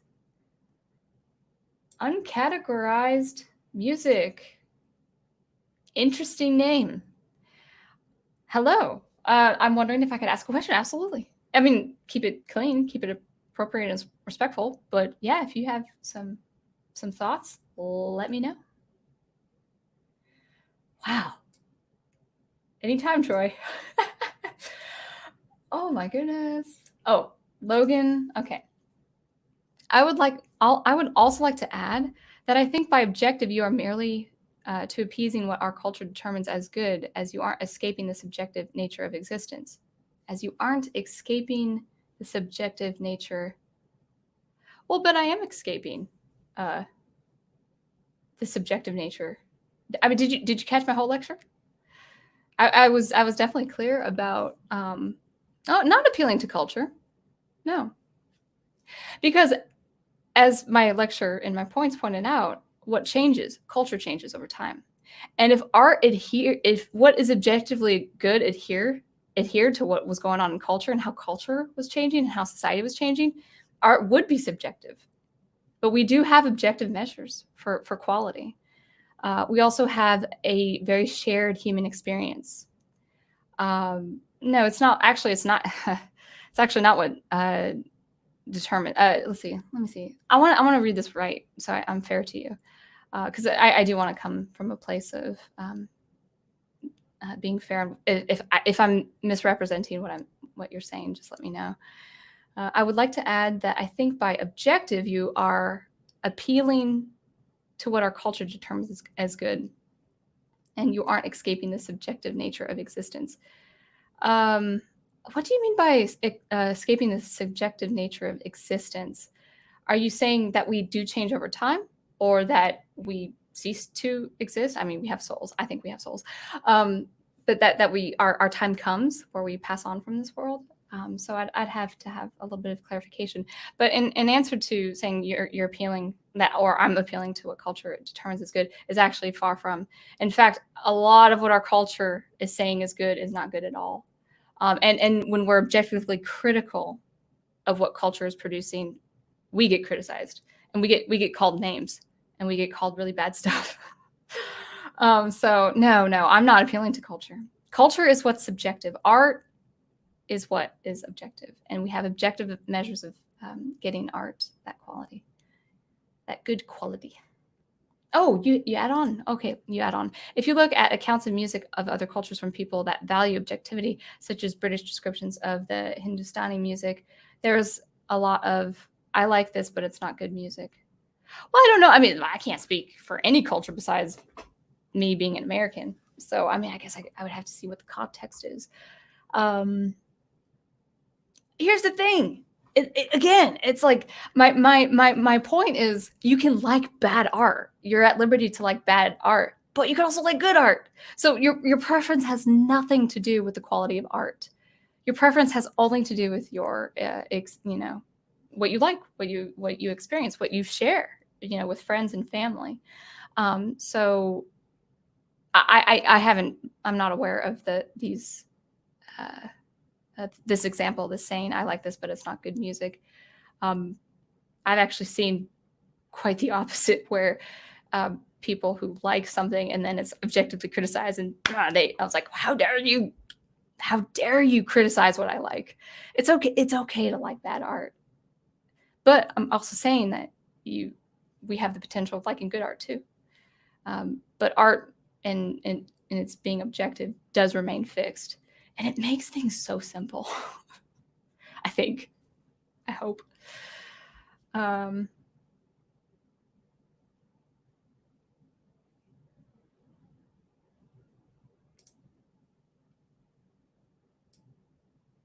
like 30 minutes behind comments.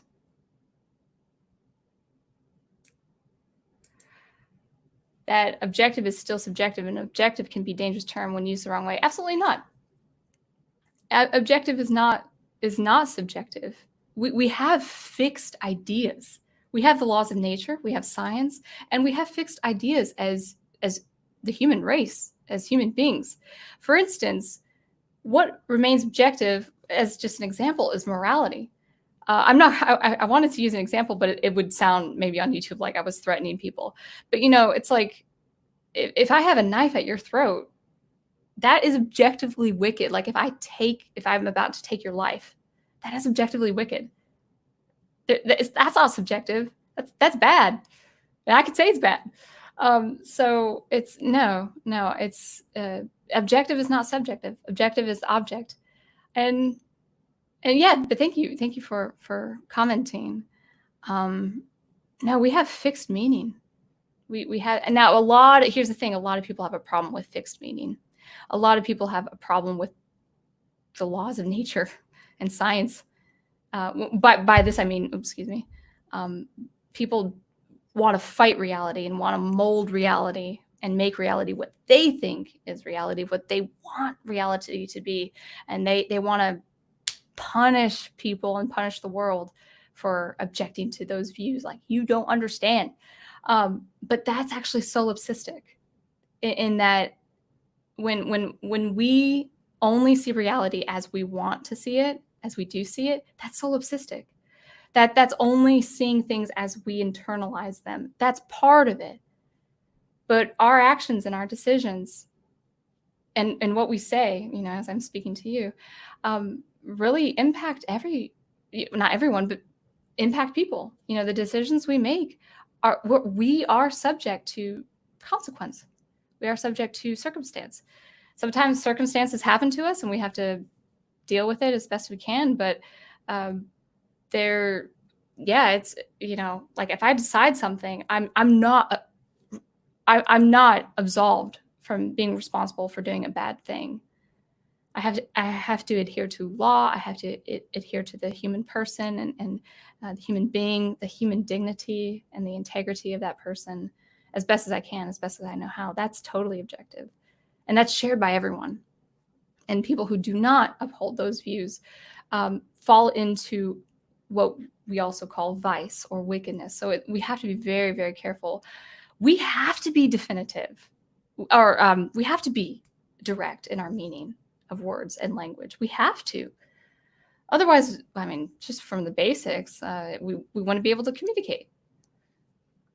But we have to be okay with adhering to human law as far as justice and judicial systems and well, I don't want to say systems because that's gonna be a word that I get taken out of context.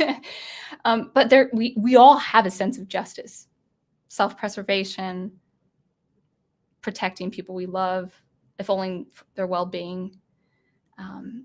All that is objective, and that can be represented, even very well represented in art. Man, you guys are asking tough questions. I love it.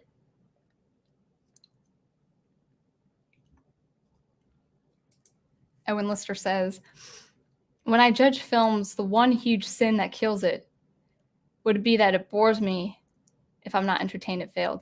Yeah, yeah, for sure. For sure. And if that's, films want to make money, right? They've got to entertain. They've got to entertain.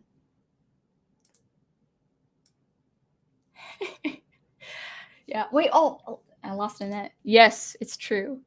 I don't think that's why I dislike them, though. But maybe. I don't know. There used to be a popular musician around here who played fiddle with her knees like a cello. Interesting. Any thoughts on possible perks or challenges in that style? I've never seen it. Let's see. Between her knees like a cello. Oh, I mean, I've done it to be funny with my students. Yeah, look at this. I haven't done it though. I remember seeing a viola instrument of some kind. I think back in the 14th century. No, that's too early. Probably the 1600s, and it's very long. And so, let's see if you guys could see. It's like you have to like sit way out here, like and play the viola like this. So, yeah, I should bring out my violin, but not play, but just demonstrate posture and good technique. I feel so self-conscious playing violin because I love playing violin in front of people, but with this filtering, it's just don't want to hurt your ears. Oh, yeah, and there you go.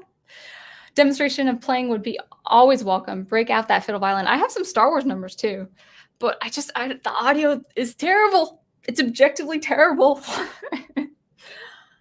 Well, no, actually, we don't. Well, she's in Spokane. I haven't seen her in years. We talk to each other like all the time.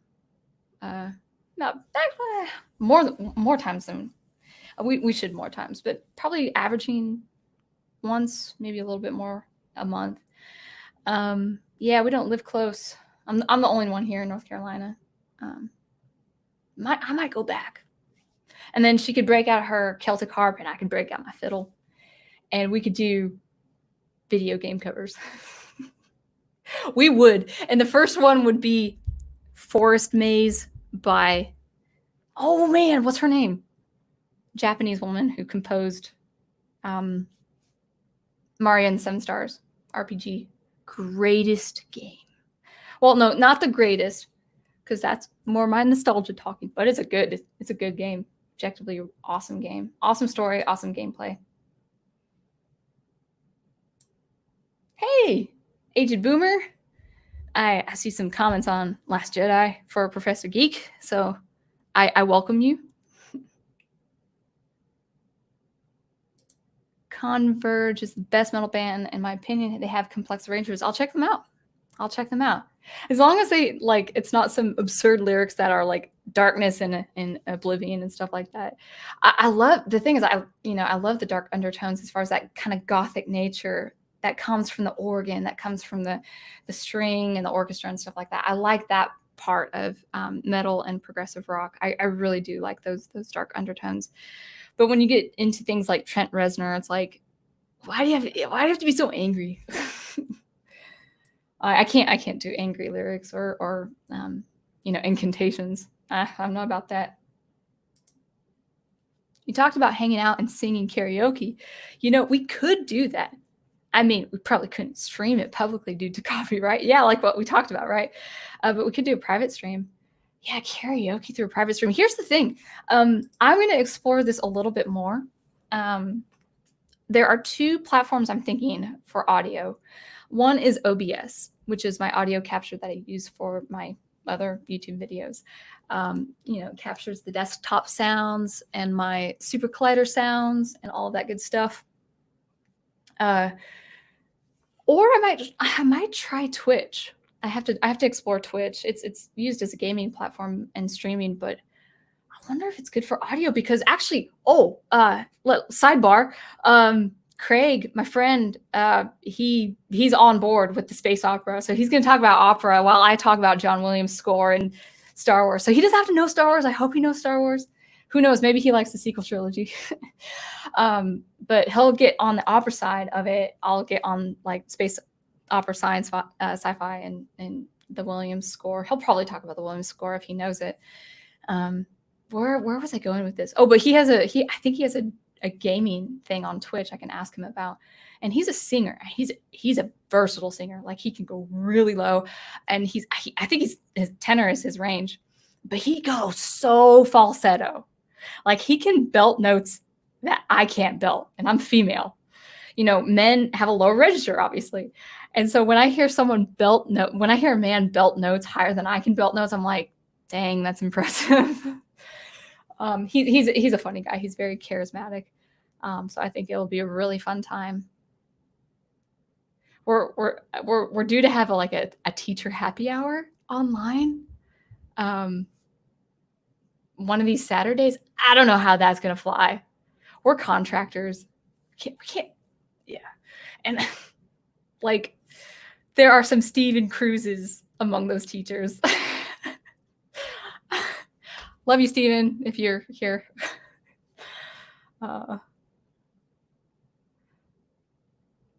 Yeah. I'd have to see. How would we do that?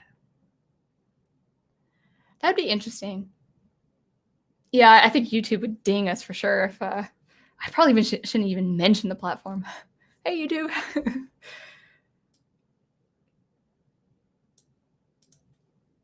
Whew, man, answering these tough questions. It's like, there. Sorry, I gotta relieve the pressure off my headphones. Sculpt says, separating things that are fixed from unfixed is like separating fact from opinion or truth from interpretation. Yeah, this is very difficult to do. I get what Logan is trying to say. Yeah, I with Logan's thoughts, I mean, they're totally welcome. I think for probably 5 years or 6 years, I thought along those lines as well. It is difficult to do, but the more I work in my art and the more I look at art, the more I understand as a human being, you're a human being, I'm a human being. A lot of it actually is intuitive. A lot of it is intuitive because we all have emotional intelligence. And that, we got to kind of get into that, and work with that. And understand that people have an understanding of art. I know it's expressed now. People don't get art. It's actually not true. It's actually not true. They might not look at art. They might not go to an exhibition. They might not go to an opera. But I think by and large they would understand opera because they understand film. Maybe even going to a popcorn blockbuster. Got the drama. Got the stage work, you got the costume. I think people know art more than they realize. But what do I know? I'm just an optimist.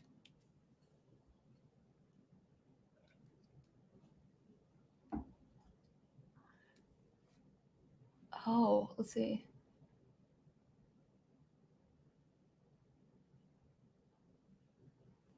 Oh, I missed this. Sorry, I was about to miss this. Thank you. That's so awesome. I appreciate that. That's great. It's like I turned down the AC and then I was too cold and turned it up one notch and I'm just sweltering.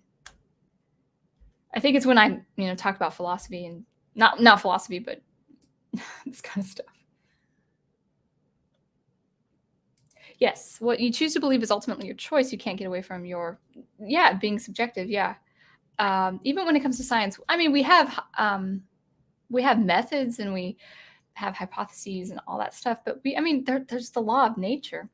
We might not like it. Who likes a hurricane except crazy people who like to swim in the waters during a hurricane? Some people like hurricanes, but whether you like hurricanes or not, they're to be reckoned with, they're to be dealt with, or for me, I just escape. I just evacuate. But they come, whether you want them to come or not, Science has a good track record of predictability, which is a good reason to agree with science. But, Hume has pointed out the problem of induction. Yeah, I won't get into the philosophers on a deeper level. If you want to elaborate on the problem of induction, because we're sentient. A hurricane isn't a sentient thing, or sentient, however you pronounce that word.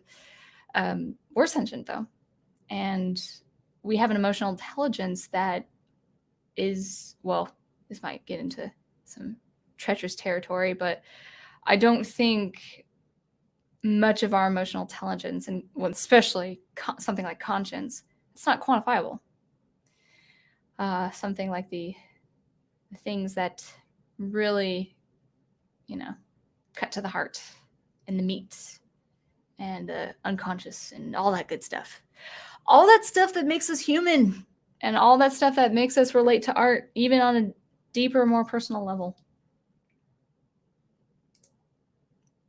Love Celtic harp. This is Big Al. Love Celtic harp and violin combination. You and your sister would be a marketing team.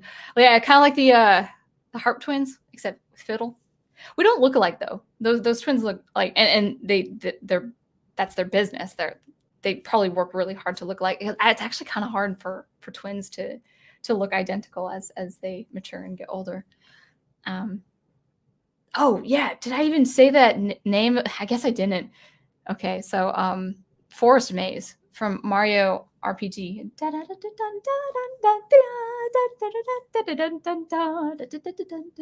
That's not my real voice. That's my mocking voice. But that's what we would start on first for cover album.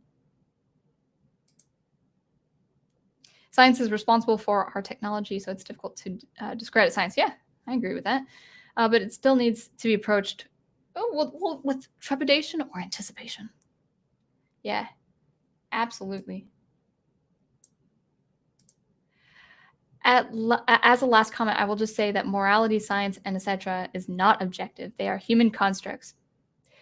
They can be useful in a paradigm, but not objective. Well, what's a paradigm? Thank you for joining. Yeah, thank you. I had those thoughts before.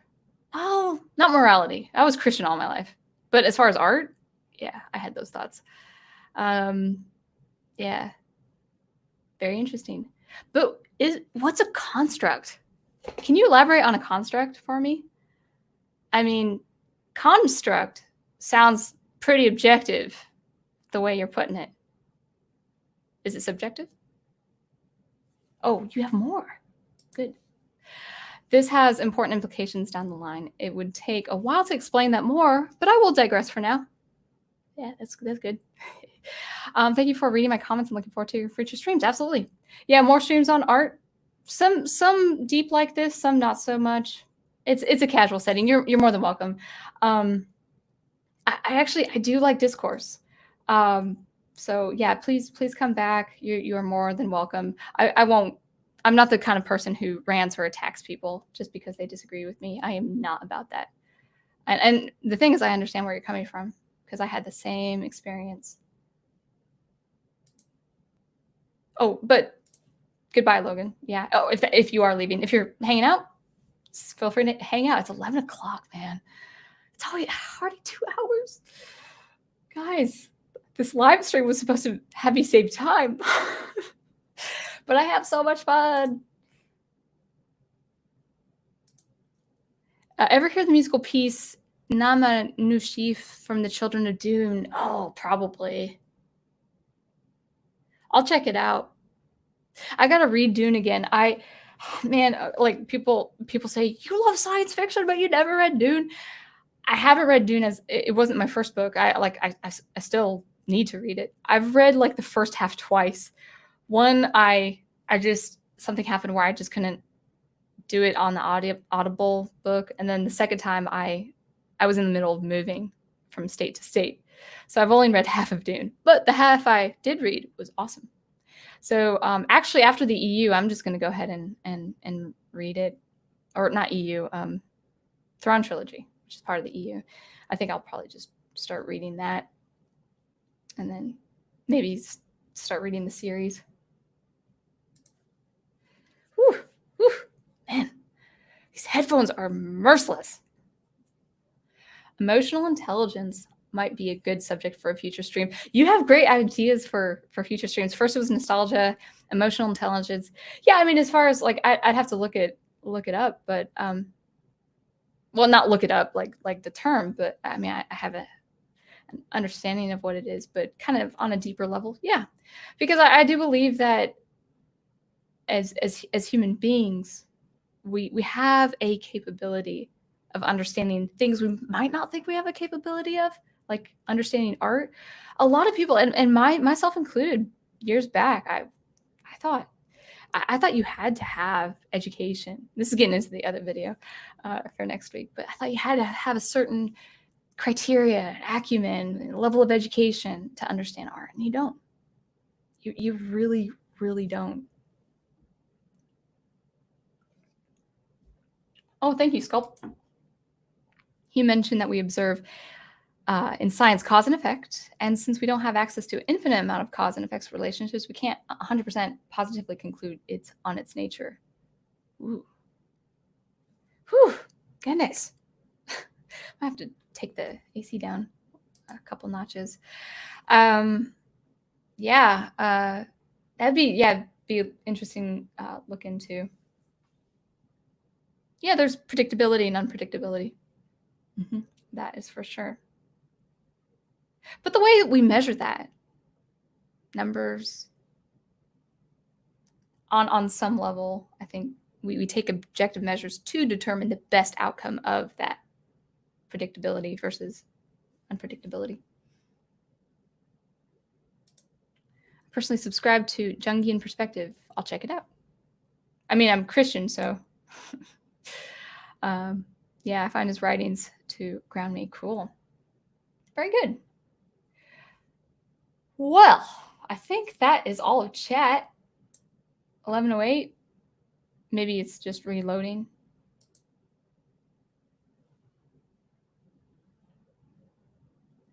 Wow. Oh, man. Hold on. Oh, thank you, Aged Boomer.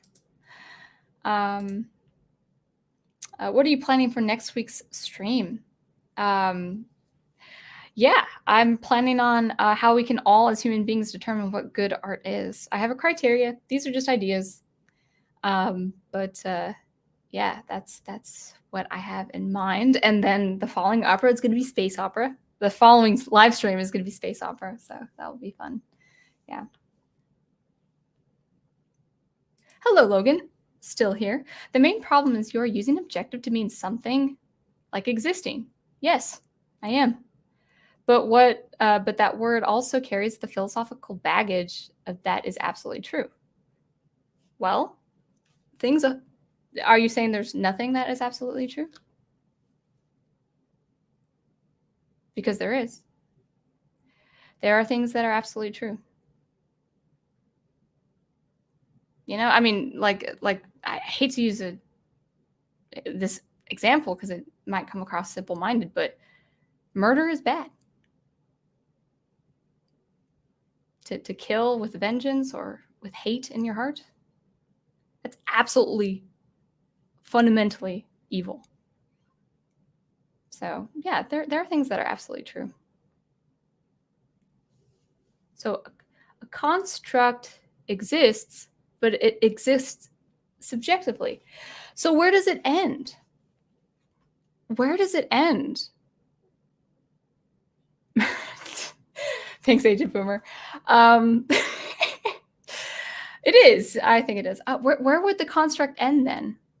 Because what you're defining a construct, or you're defining what is objective as being a part of a construct, but then you're saying it's subjective. Does that mean your opinion is going to change on that? Or does that mean the construct changes? That indefinitely objective will be regarding things that are absolutely true? Where does that, so it exists, it doesn't exist? I mean, where do you go with that? It's unending, right? A construct exists, but it exists subjectively. How? And what is a construct? I'm going to look this up. Because I see it used a lot, but let's see. Noun, an idea or a theory containing various conceptual elements, typically one to be considered subjective. So there you are. But not based on empirical evidence. Well, that might be true. So constructs exist, but they don't exist without also absolute truths existing as well. They might be able to go hand in hand. You never know. But that's what it's that dichotomy. What is subjective and what is objective? It's not that they go hand in hand, but one exists in relation to the other.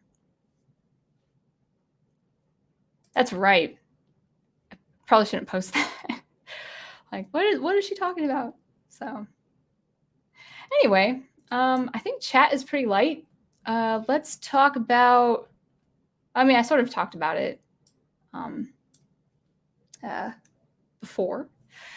So next week, I do want to talk another stream about why people can determine what is good art. You don't. Well, I don't want to spill everything, so I'm not going to say anything. But that is the nature of it. So how you can determine what good art is. So I have criteria. Again, this is just an opinion. But that will be for next week. And then the following week, I think I've got this right. Today's April.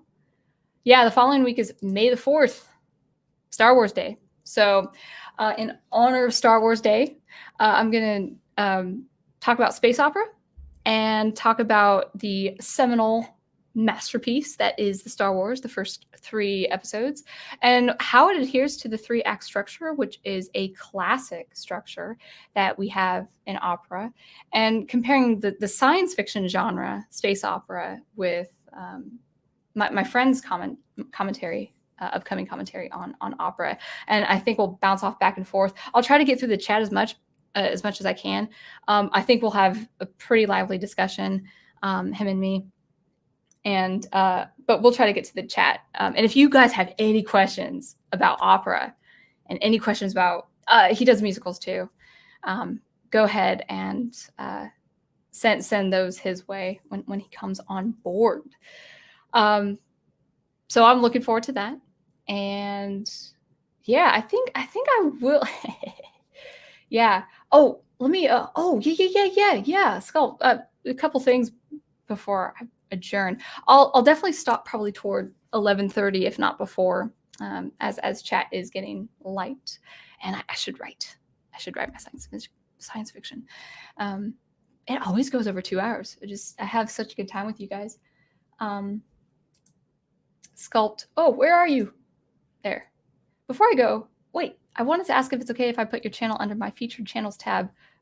If I put yours and Eli Fieldsteel's among other SuperCollider communities. Oh my goodness. Thank you. I appreciate that. My channel is going to be related to SuperCollider stuff. Awesome. Now, I'm not a professor in SuperCollider. I'm just practicing the craft like an instrument, getting steadily better, but I still have a lot to learn. But yeah, so you know these from my SuperCollider videos. Yeah, so Monday nights, just so you're aware, Monday nights are going to be live stream on my commentary on art. Anything topical, artistic related or music related, maybe even in terms of art and business and some practical things on that. So anything that can relate to art or being an artist or loving art and all that stuff.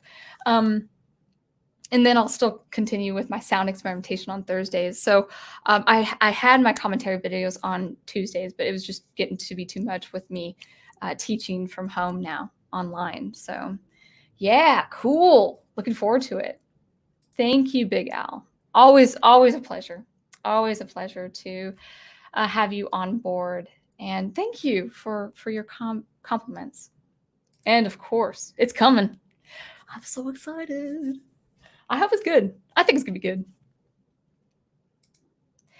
I love art too, so that's why I joined tonight. And I guess we have a few common interests. Cool. Very cool. And you know what? I'm always open for people who have different views on things. All I ask is that we keep it charitable and friendly and we respect each other. And so far it's good. And I like it. And if I come in too aggressive, you just let me know, because I don't want to come in angry. No, it's my opinion. No matter what it is, it's not worth being angry for. In an exchange with people. Well, Depends on what the situation is. No. I want to be engaging and engage with people, and respecting your opinions. And I like being challenged. I love being challenged. So yeah, keep it up. So I think that's good. I think we'll call it a night. So yeah, until next time, always be on the lookout for some sound experimentation every Thursday and some live commentary on art every Monday nights, 9 p.m. Eastern. And until then, keep producing the art you love, and I will see you next time. Thanks again.